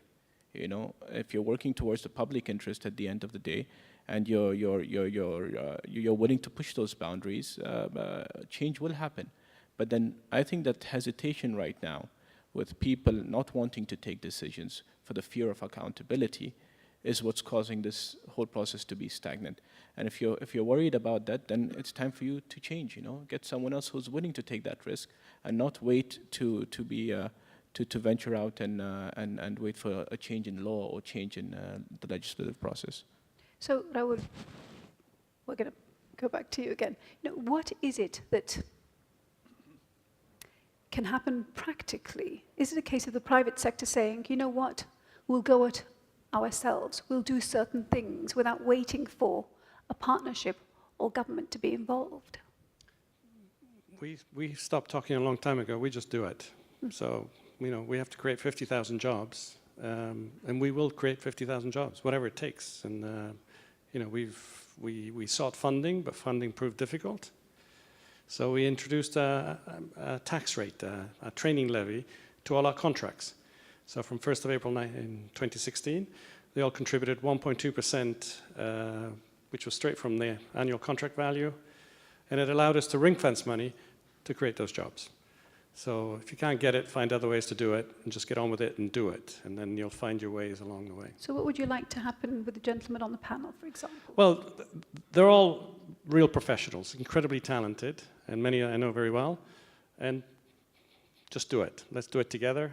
It's amazing what we can do and move on and drive the change. I would also like to say that, Tanfeedh has its ups and downs, has its issues.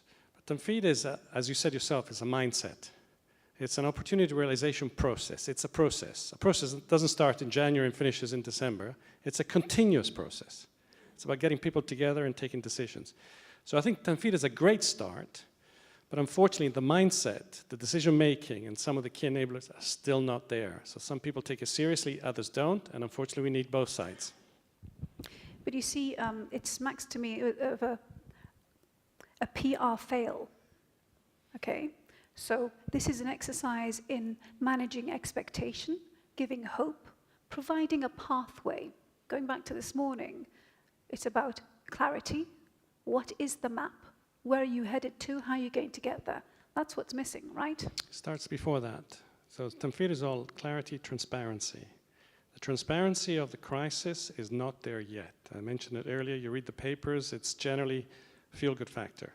The reality is very different. Once, as a nation, we recognize the crisis we're in, the nation will respond. So transparency starts really well before the process itself. And then it is about ensuring accountability and change where change is not happening. Questions from the floor, please. Is it because you're depressed? No, really. Do you feel that you're all going to be okay? Yes. No. Is it because of cash flow problems? Is that the key, cash flow? What do you want from the banking sector then? Why isn't anybody asking a question? What do you want in terms of payback, credit, anything? Nothing? I'm sorry, but I think I have to play the devil's advocate here and say mindsets, I think, need to change from both sides. We've been talking basically about the mindset changing from the government side, but the mindset also has to change from the private sector side. Ever since 1970, the government has been giving and giving and giving. You know, in the words of JFK, hasn't the time come for us to say, ask not what the country can do for you, but what you can do for the country? Opportunities are not limited within the borders of Oman. But Mohammed, opportunities, if I may, opportunities are there even outside the borders of Oman. Have we as the private sector tried to say, okay, we have issues right here, we have regulation issues, etc., but how about the opportunities that exist outside the borders of Oman? Have we tried to, go after them and make them beneficial to the Sultanate of Oman? so Sorry. you could be doing more. You as the private sector could be doing more. We definitely would like to do more. We're talking about a PPP initiative, and we feel that there is probably not enough PPP going around in Oman. We've got a phenomenal success story in the electricity and water sector. We've got a phenomenal success story in what PDO has achieved out of ICV, which is nothing but an extension of the PPP. But why doesn't every other ministry do that? I understand from one of our neighboring countries where government doesn't buy any cars anymore. They lease cars. So there's business for the leasing companies. In these times, can our government afford to buy new assets, which are non-critical assets? Why can't they lease them? Isn't there business there for them? Do we need to operate and own hotels or resorts? Can they not be owned by funds or institutions or private sector and operated by them? It's just one area. I mean, apart from critical regulatory and economic security areas, can the government not part with these assets? It's a question. I'm sure the private sector is equally competent to start managing or running in those areas which the government is competing or is collaborating in driving economy.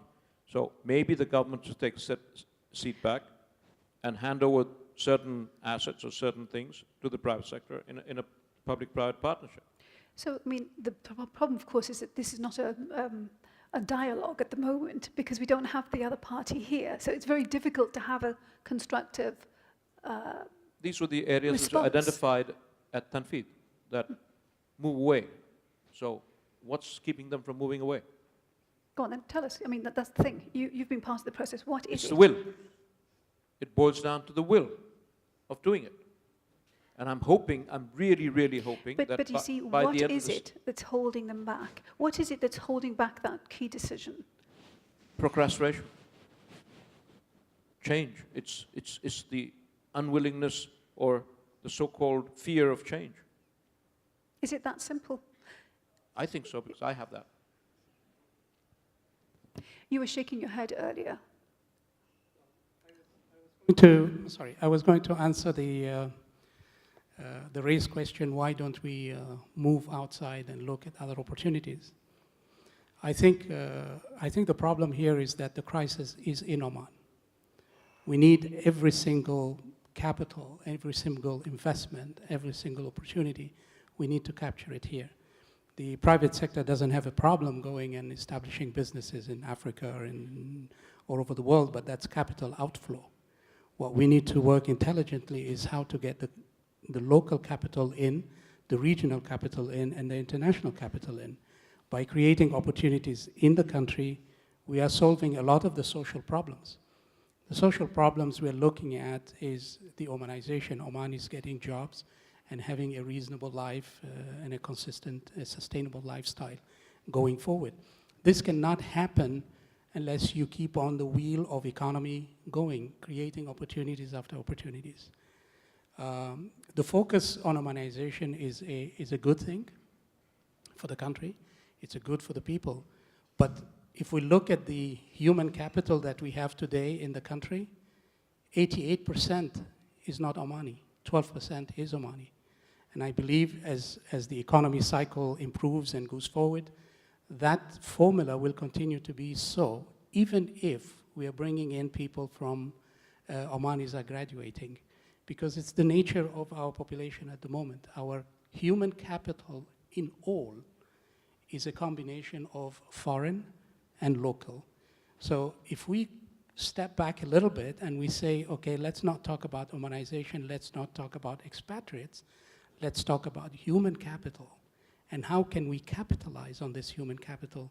How can we make that resource effective for us? I think we will resolve one issue of this challenge and the crisis that we are in, because there is a lot that human capital can offer in its... But that in itself is a huge ask for many reasons. So yes, let's just keep that thought. I have a question for you in terms of banking. How concerned are you about defaults? Defaults. Yes. Yeah, we are the segment, we are the sector where the stress in the economy will be first visible in terms of liquidity, in terms of default delinquencies building up. As my colleague panelists have been mentioning, there is a stress building up in contracting business, but we firmly believe that that stress is because of the time gap in terms of churning the cash. As we were all maintaining the duty of the government to start the snowballing effect by kicking in the investment and setting the ball rolling. However, for some reasons over past 5-7 years time, that investment cycle did not kickstart as it was supposed to be. Then when there could be a question that how much infrastructure you require more when you have sufficient infrastructure. But you have seen all the developing economies have built upon the infrastructure. Now, even today, USA is building roads. Can we say that USA has enough roads? It is not that. You know, infrastructure is one sector which has trickling down effect, which has ripple effect on every walk of the life. So as our gentleman was saying that if they can set the new projects coming up, the new projects can really infuse new cash flows into the system, which can wipe out the stress that has built up. Yes, to answer your question, we have defaults building up, and we are staring at a crisis rather than we already see a crisis. What we would like to mention as a risk professional is that we are happy that the governance, the public and private stakeholders have identified the risks, and that is the reason why they have come up with a forum like Tanfeedh. You know, in my view, risk, once you identify that, at least you will work towards addressing that. So 30%, if not 50% of the problem is already solved. And precisely that is the reason why we are sitting here and looking at the risk of possible downturn in the oil industry and thinking beyond it. So from our banking side, we say that yes, we are staring at a default risk. However, we see clear direction coming in terms of revival and resurgence, provided that the envisaged outcome of Tanfeedh is there. Where from? How? Again, I say that you will have to kickstart the new investment cycle in the economy. That could be manufacturing, that could be infrastructure, that could be a small scale sector which can employ a lot of manpower. So you talk about external money coming in, investor money coming in. That's the only solution you see? Yes. No, I would like to give an example. We are living in an era where some countries like New Zealand, they are privatizing law and order and jails to public and private partnerships. Whereas in this country, we are still holding even the inter and intra-city transportation close to our chest. There are sectors, there are areas where we can proactively invite private partnership and restart a new investment cycle which will set the ball rolling, which will do away with all the cash flow related issues that we are experiencing. So Hatem, okay, so it's about the government governing, taking its hands off of things and letting this cash flood in. I mean, if you were to attract, we go back to square one, if you were to attract credible investors, and they would tell you more, you need a credible structure for them to invest in, where they feel safe, at the end of the day. If an investor doesn't feel safe, he won't come in, and then you go back to square one. So I know that there have been attempts to privatize some of the government companies, but the mode of privatization that was selected, there were no investors that were attracted to it, or the sector that they selected, people were not confident that that sector would yield the returns that their money would deserve. So what do you say? What would you be saying to the government yourself if this conundrum was to be solved? Well, can I just, before that, make a comment on the private sector mindset? I think it's adapting. It's not as fast as you would like it, but there is a number of issues happening, especially let's take the construction sector. Yes, the government projects are not coming forth, and there is a lot of problem there. But then there is a big shift going towards oil and gas, which is much more easier way to do business, and the business model has been adjusted in some companies and will continue to do that. Some will fall out, that's natural way of going forward, but others will adapt and become more better. With regards to the private sector, seeing the constraint in place, obviously the reaction is to take money out. And by taking money out is not going to help the economy, and that's obviously self-defeating with regards to the business environment that we would like to create. The fact that we have been talking about issues and challenges in the business environment for many years. Some officials say that for the last 10 years, we are fully aware of the constraint and bottlenecks in the private sector, and yet there is no action to be taken. And it doesn't seem to be in the foreseeable future this will be addressed head-on with some success, which is a problem. Circumstances changed since... Circumstances have changed. Just last year, right? True, and it's getting harder by the year. The fact that the way we do business, the business model in government has not changed. It's not likely to change. We're lucky to have PDO here in many sense, because they are a leader and they have been setting the standard, and the government listened to them. But how many companies in the private sector, the government will listen to them? That's a problem, that when you have very limited access, and part of that discussion should be focused a lot on the government official in this place, but they are not around. Those who are concerned with the issues and challenges of the private sector are not hearing us, and they are not listening. And therefore, the transmission mechanism becomes very difficult to understand and to react proper in time for getting things done. So in some sense, for the government to focus more on the normal function of the government and provide an environment for the private sector where there is less surprise and more confident. Projects are there, mines, we have a number of Omanis who are able to bring a lot of money to Oman, but the current environment is not conducive. We are now more and more dependent on the foreign capital. Are you so confident that money will come? Downgrades, risk of default, all these sorts of things. It's not yet biting, because for a simple factor, it has given us quite an elusive type of feeling. When we are downgraded, the cost of borrowing has not increased. And the reason for that is there is a global liquidity chasing high-yield securities like the bonds that the government are issuing in Oman and outside Oman. But let's be honest, this will not last for long. They'll chase Saudi Arabia, for example. You can understand the infrastructure that exists in the kingdom. What about here, though? Is it as safe here? Well, it's again, it's not up to us to put ourselves in terms of whether we're safe or not.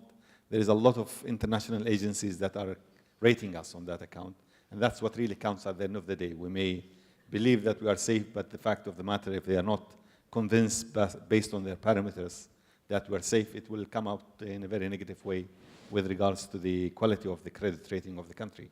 So here, obviously, Oman is a small country, and it is very susceptible to international rating, and we have been for a while dealing with our problem by foreign borrowing, and that's going to be quite dangerous going forward. Your last chance to, yes, please. Any other questions? Because this is going to be it. Yes, over there, number 2, yeah. The issue here that has been raised is that of a mindset. I think of it differently. I think of it in terms of incentive structure. What is the incentive structure in a country like this? But it's not limited to Oman. It's a general problem even in developed countries. If you do something as a public official or a high-ranking person, and things go bad, you are responsible. If you take a risk, do something, and things go well, you don't get the reward.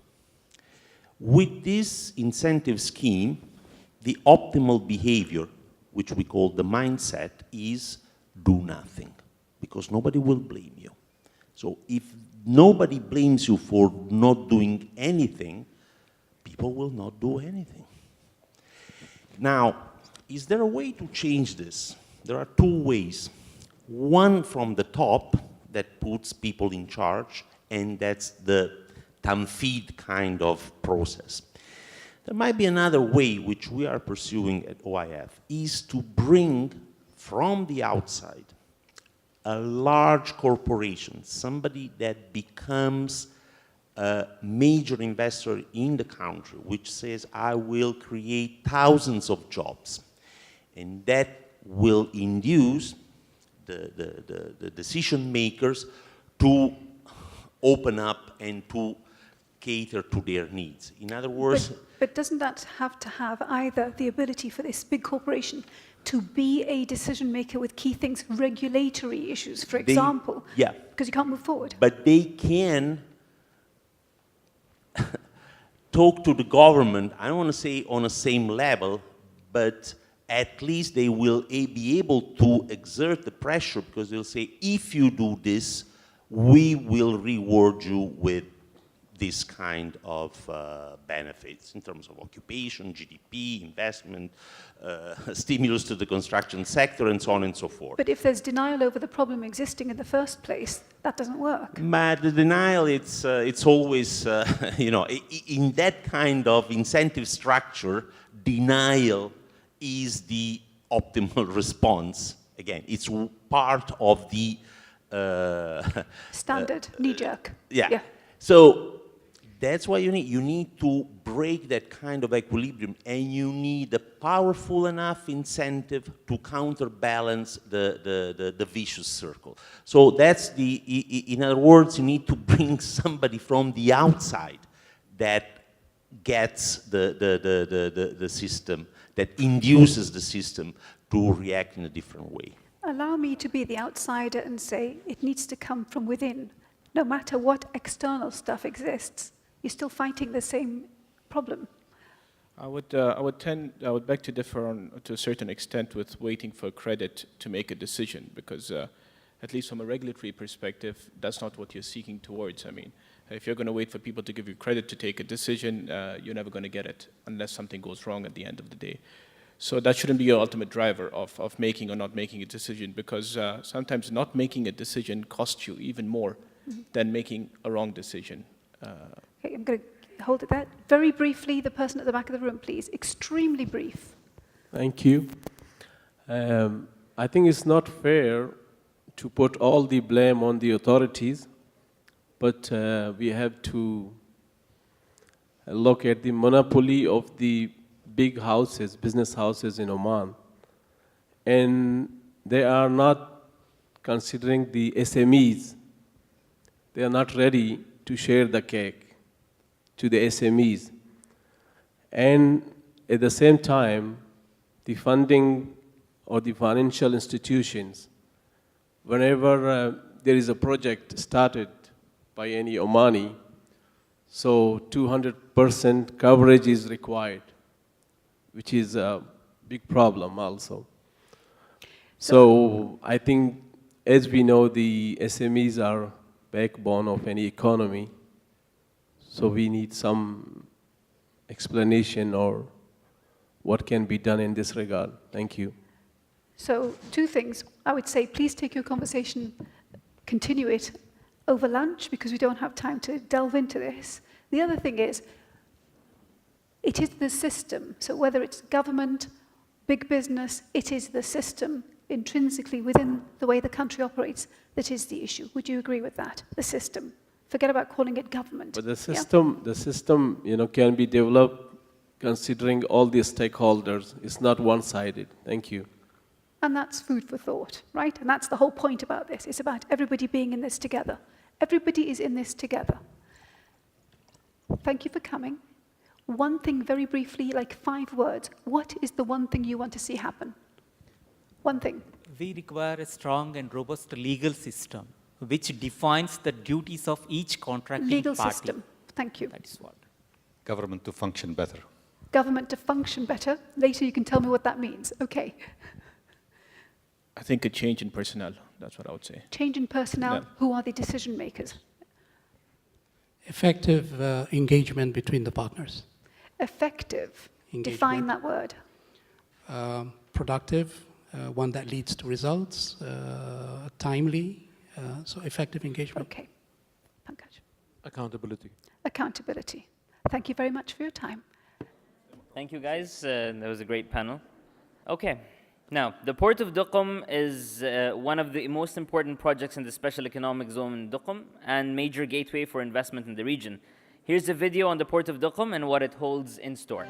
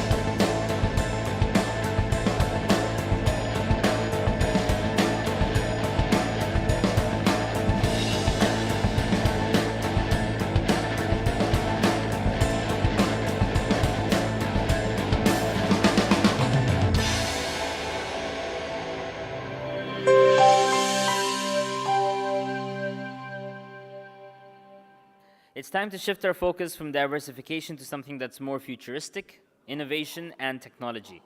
Our next presenter is Dr. Philip Boigner, is the CEO of Innovation Development Oman, or IDO.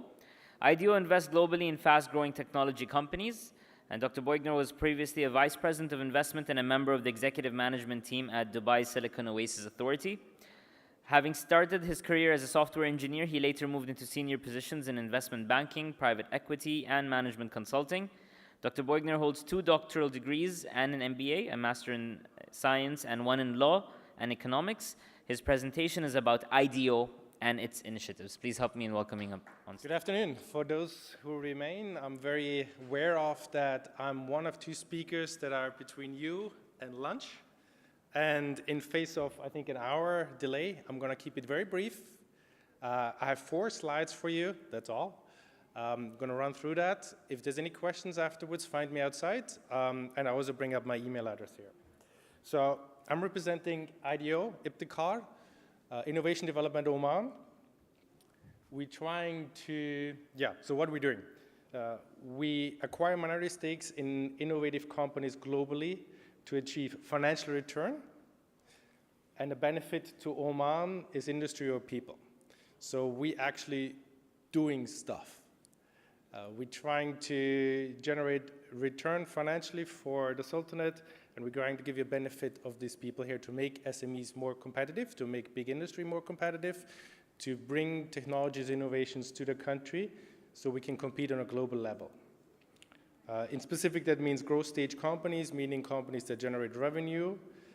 We invest into Omani entrepreneurs, we invest into Omani companies, but we also invest into non-Omani entrepreneurs and non-Omani companies. So we're looking at issues that are prevalent in the Sultanate.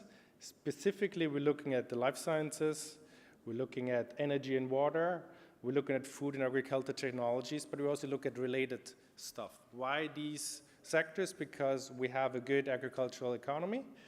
We're one of the leading nations in primary care, and we want to continue supporting that. We have an energy issue. It could be better. There's some challenges to that. Most of our water is desalinated. So we're looking at these real-world industries and see if there's technologies and innovations out there in the world that make them more competitive, make us in the country better off by saving energy, saving money, or creating additional jobs. Why are we doing this? Well, we want to support an innovative ecosystem in the Sultanate. We want to show young graduates that you can do cool, innovative, techy stuff, and that there's a market in the country for it. We want to attract international companies to come to the Sultanate to build up companies and hire graduates, hire nationals, create some jobs. We're trying to be a catalyst between international companies who are looking for projects, and we go out and introduce Oman and say, hey, we got projects here, we got desalination plants, we got big farms, we got mushroom farm, we got chicken egg farm. If you have a technology that helps enhance this product, come here and look at us and maybe we can do something together.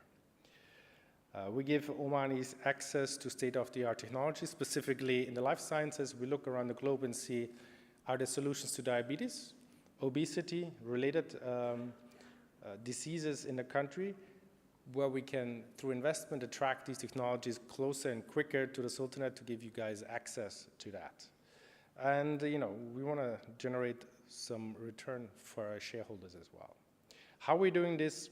So we go out, we investigate in the Sultanate, what are the issues? We talk to industry, we talk to individuals, we talk to SMEs, we talk to some of the bigger corporations and say, what is your issue? How can we help you solve your issues? Fresh drinking water, agricultural water is an issue. The groundwater is getting salty and saltier over the last couple of years. How are we going to solve this? Is there any technology out there that helps us to retain fresh groundwater? Lifestyle diseases, obesity, diabetes, a huge issue in the country. So we go out and look internationally, how do other nations solve these issues? How they treat obesity? How they treat diabetes? Are they using technology? Are they using other innovative solutions in different treatments? How are they coping with the same issues? And then come back here to the country and see how can we implement that. Availability of doctors. There's lots of Omani doctors. Many of them, unfortunately, are abroad. There's lots of great, talented doctors abroad who say, I don't mind coming to Oman for 6 months and practicing there. We're trying to give them a platform to do that. Safety and serving efficiency. The power lines in the country are mostly served by helicopter. I've been told it costs about $20,000 to run a helicopter crew to run through these remote areas where the cables are laid. We can do this nowadays with drones. We just have to get the technology here, get the right software programmers, get the right people to build the drones, program them, and have them run for a couple dollars an hour and save huge amounts of money. Same thing for oil and gas sector. Lots of helicopter use, lots of very expensive, bulky, old-style technology trying to make the place more safer. There's some very smart technologies out there, cheaper, more advanced, that can help us get our oil and gas sector even more safe. Food spoilage is an issue. We have a great fishing industry, but not all the fresh fish reaches the market. We're looking at technologies to increase the shelf life of fish, the shelf life of fruit, so we get more of that fresh produce to the market, and potentially also increase the longevity of these products so we can export fresh fish to Japan, to Europe, fresh fruits to other countries without having them spoiled. So these are just some of the themes we're looking at in trying to increase the competitiveness of the country. Let's see, who? We have 3 shareholders, the State General Reserve Fund, which is a sovereign fund proper, Oman Oil, which is represented by Takamul on this slide, and Omantel. They are shareholders. They help us reaching out, finding problems in the Sultanate, and potentially finding companies that offer solutions to that, and bring that whole thing together, investing in these companies, becoming a minority shareholder, making some financial return, and bringing the technology, the innovation, the solutions that they have for some of the issues we have here to this country and implementing them here. So I promised you 4 slides. These were 4 slides. We want to take questions now. Oh, so there's one question here. All right. Let's see. Hi. May I? So you want to bring the technology back to the Sultanate. Is that the aim of this? So it's a transfer of skills. Is that the end result? Yes. And you are confident, I mean, in view of all the problems and regulatory issues and all the rest of it that we've just been hearing about, is it going to happen? Yes, it's happening. So our attitude is here, well, there's lots of problems, right? There's regulatory problems, there's setup problems, there's tax. We just have to find a way around it. Obviously, it would be much easier, our job, if these problems were alleviated. But we're not going to sit here and say, okay, there's tax, we can't compete against the UAE where there is no tax. There's regulatory problems, or we can't bring companies here. Yes, it's going to take much longer to establish companies here than in some other jurisdictions, but we're establishing companies here. We have to just work with these foreign companies to help them navigate the minefield and say, there is commercial interest for you if you come here. We have a great country, a great coastline, lots of fish are caught. We have some major desalination plants. There is business for you to be made here. We're trying to be, besides the investor and the introducer, we're trying to be the catalyst to make this work. So we're not going anywhere and say, hey, it's going to be easy, but we're going to tell them, if you stick here, if you stick to the country, if you stick to what we have to offer, if there's a commercial underlying reason, we'll make it happen. Obviously, there's lots of companies we meet, and they say, have a great technology, we can want to plug it into Oman, let's do this. And we're like, yeah, it's not going to work. It's a great technology, we solve a problem, but we can't do it in 3 months. Or nobody's going to give you subsidies. We have to find a business plan, an economic model that works for you and that works for us here. But it's not easy, but there is projects, a number of projects out there that we can find. So you're saying there's 2 components. One is that you want to invest money because you want to make money from these great projects. Yes. But the other contingent, from what I understand, is that they have to come and base part of their operation in the Sultanate. Is that right? So if they didn't want to come... Yes and no. So the lure is we're going to invest in your company, but you're going to look at Oman and we're trying to find a business case for you.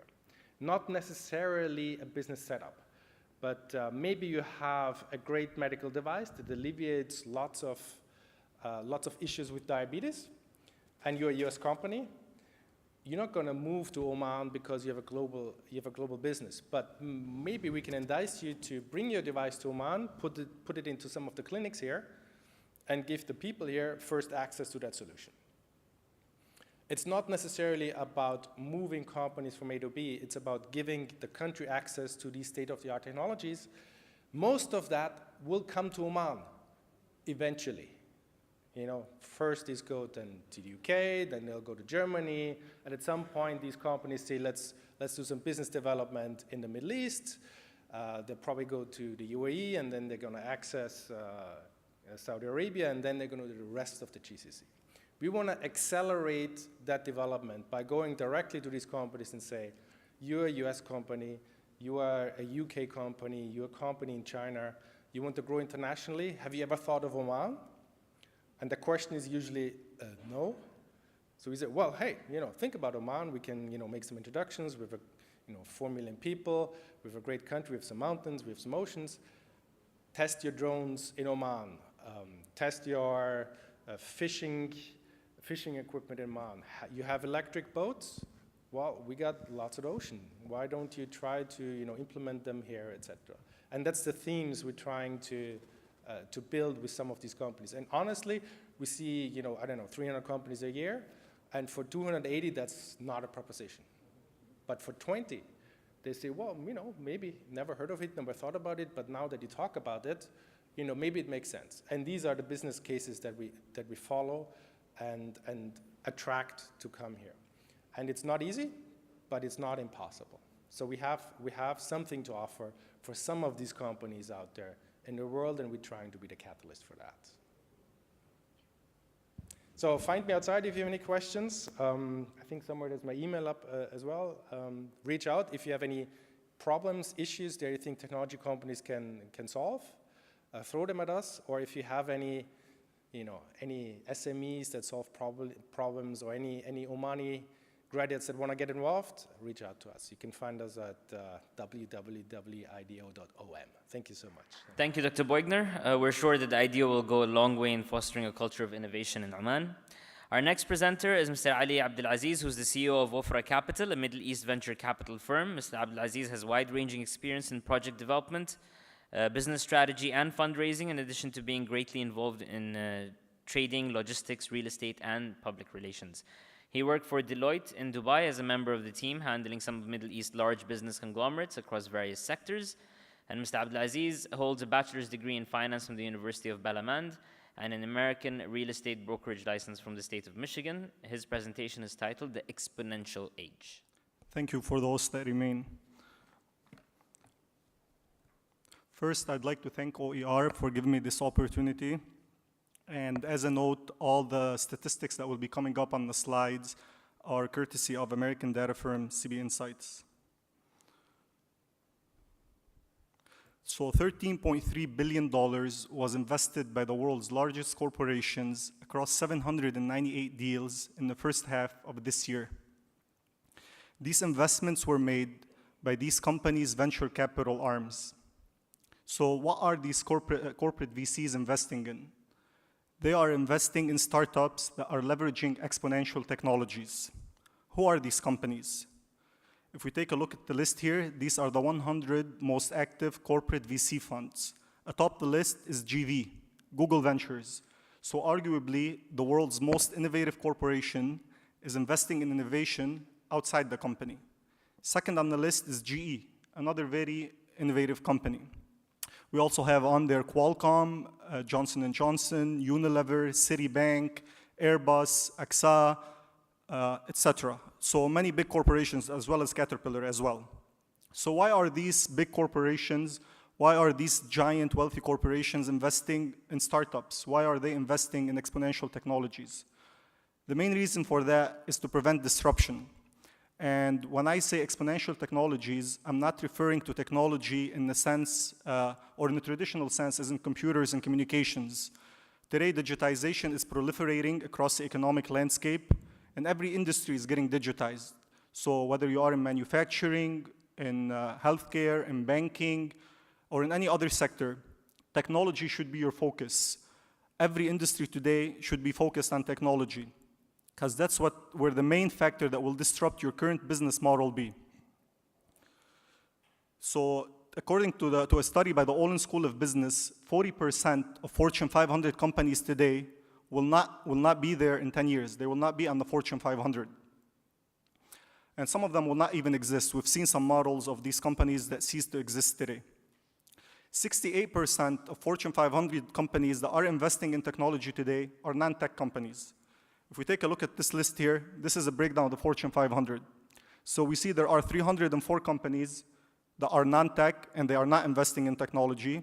These are the ones that continue to be future blind. And this is probably where the majority of the 40% that will fall off the Fortune 500 be. We have 135 companies that are non-tech companies investing in technology, 38 companies that are tech and investing outside their corporation, and we have 23 companies that are technology but not investing outside. Japan's SoftBank has launched its Vision Fund. It's a $100 billion venture capital fund. They already have $93 billion in committed capital. They are currently raising the remaining $7 billion, and they have invested $23 billion of it just in the last couple of months. So where do we stand in relation to all these activities? What is our region's involvement, the oil region, in this trend? Are we diversifying beyond oil along this track? If we take a look at this list here, these are the MENA region's numbers. So we have invested $12 billion across 523 deals since 2012. So we are clearly not in tune with global trends. If we take a look at this list here, this is a breakdown of the top regional investors. So it's mainly sovereign wealth funds. We have Qatar Investment Authority, Kuwait Investment Authority, and the biggest investor on the list is a $3.5 billion investment into Uber by the Public Investment Fund of Saudi Arabia. If we take a look at this list here, look at this, these are the most active funds by deals. So basically, these are the active funds in the region. We have 3 funds from Lebanon. This is mainly private sector. 3 funds from the UAE, 1 from Bahrain. And a notable thing is, the only player on the list from the prior list of big investors that's on this list of active investors is the Kuwait Investment Authority. The rest have just basically invested a lot of money in a deal or two.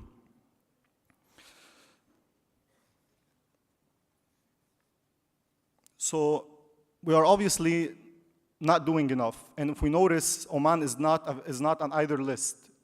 Philip just spoke ahead of me. They are doing something along this line, and this is a move that should be encouraged. And there should be more activity along this line in the private sector. So we are not investing enough in exponential technologies. Now, what are exponential technologies? This here is my list of the 10 exponential technologies. The power of these technologies is they are converging. They are all coming together. So the list says biotechnology, material science, artificial intelligence, renewable energy, the Internet of Things, robots and drones, 3D printing, computing and big data, virtual and augmented reality, and the codification of money and weapons. Now, as I said, these technologies are converging trends. So basically, any innovation you have today, it's at the intersection of 2 or more of these technologies. And if you want to curate this list and just focus on the big 3 are the first 3: biotechnology, material science, and artificial intelligence.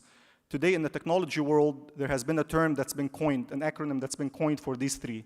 It's a GNR: genomics, nanotechnology, and robotics. So GNR, in relation to the prior list, genomics is a part of biotechnology, nanotechnology is entwined with material science, and robotics is really, the power of it is when you have artificial thinking. So today, these are the trillion-dollar industries that are just erupting. An expert might be reasonably good at predicting one of the exponential technologies, let's say the Internet of Things, but try to predict the future when all these 10 technologies are recombining, morphing, and doubling at the same time. We have a very exciting future ahead of us. What happens when you have all 10 exponential technologies exploding onto a scene at once? We have unexpected convergent consequences, where it becomes really, really difficult to predict. So why does this seem so overwhelming? Why do we feel that things have changed so fast all of a sudden? The reason for that is, naturally, we are linear thinkers. And throughout history, we have lived in a linear world until recently, when the world transitioned into the exponential age. So the best way to explain the difference between linear and exponential is an analogy made by renowned futurist Ray Kurzweil. Kurzweil says that 30 steps in the linear model, 1, 2, 3, 4, 5, and so on, will get you to step 30 at number 30. While taking 30 exponential steps, where you're doubling as you go, you're going 1, 2, 4, 8, and so on. At step 30, you are at 1 billion. So this is the difference between exponential and linear. It's a difference of 30 to 1 billion. Linear growth is 10% growth. Exponential growth is 10 times bigger. So it's a difference of 10x versus 10%. So what do any of us do when we want to attain an increase in market share or an increase in revenues? We all do what we've been linearly trained to do. We cut costs, use more aggressive marketing strategies, maybe even try to get better value for money by hiring better talent.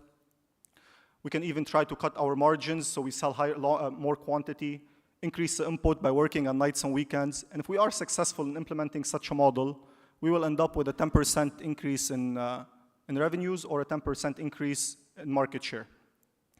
On the other hand, an exponential model, to use a cliche here, it's really thinking outside the box. It's really looking at the problem from a different perspective. It's trying to leverage exponential technology to solve the world's grand challenges. Today, due to the power of technology, anyone can solve any problem.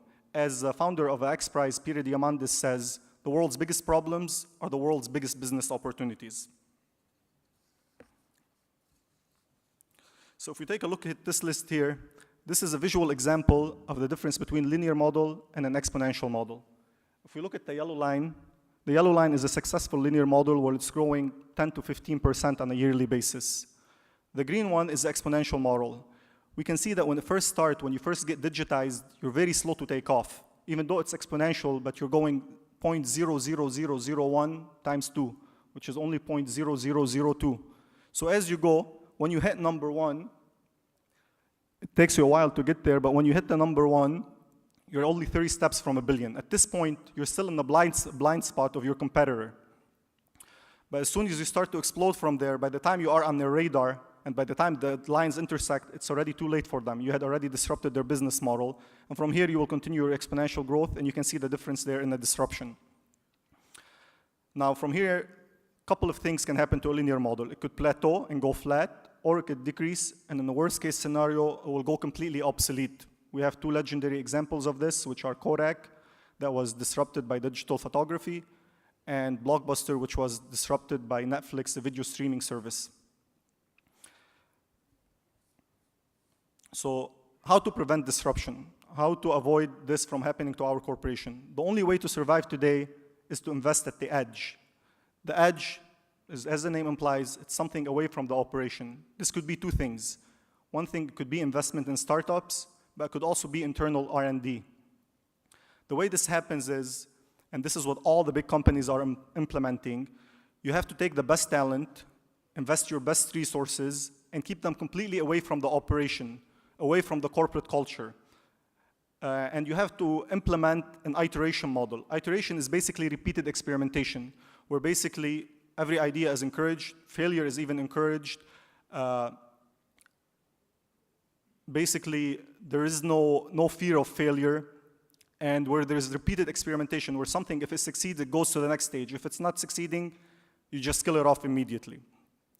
And as you start to do this, if it's implemented correctly, you have iteration, you have invested the right amount of money, and you have invested the right talent, innovation will begin to spark at the edge.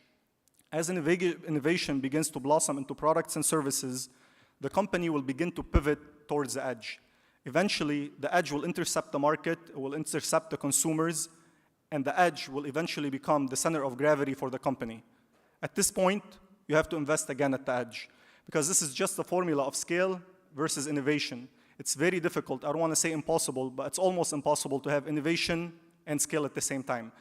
Due to many reasons, we all know, we've all worked in big companies, or have dealt with big companies. You have the bureaucracy, the conflicts of interest where people feel threatened by a certain project, or it threatens their influence or their positions maybe.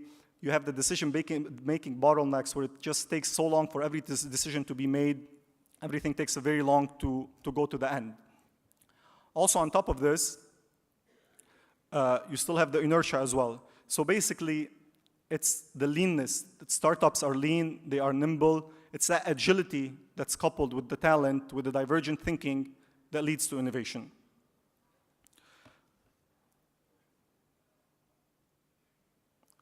So we are living in one of the most exciting times in human history. A paradigm shift is taking place as converging trends are disrupting every sector in the economy and creating the industries of the future along the way. The world's biggest problems, as I said, are the world's biggest business opportunities. Today, we have 1 billion unidentified people. They don't have IDs. They cannot be officially employed. They cannot have formal education. They cannot travel. They cannot open a bank account or take out a loan. They are not integrated into the world economy. And this is a massive opportunity, as all the presenters ahead of me spoke about the potential in Africa. We still have 1.3 billion people without any access to electricity. 4 billion people today still do not have internet connection. 3 tech giants, SpaceX, Facebook, and Google, are giving Africans free internet. Google is doing it via hot air balloons, Facebook via drones, and SpaceX is doing it via low-orbit satellites. Why are they blanketing Africa in internet? Because they want their data. Plus, these are potential consumers. They are also potential innovators. We are expecting to have 8 billion people connected by 2025. Some optimistic studies even say by 2020. So once these people are connected, it's a game changer. They are the rising billions. Similar opportunities are still there in food and agriculture, in water, in shelter, and so on. Exponential entrepreneurs are leveraging exponential technologies to solve humanity's grand challenges. According to Abundance 360 blog, more wealth will be created in the next decade than the entire 20th century. Ladies and gentlemen, a child born into this world today will grow up into a world that's very different than the one we are in now. His parents cannot prepare him for the world he will be living in, nor will his teachers be able to, nor can any of us do so in this room. 65% of the jobs that we will have in 20 years do not exist today. Things are changing at neck-break speed and have taken us all back to square one. We have to be eager learners and do our best to catch up. The best way I know of to approach this change is to embrace it. It is very difficult for us to accept some things. However, we have no choice but to keep an open mind about it.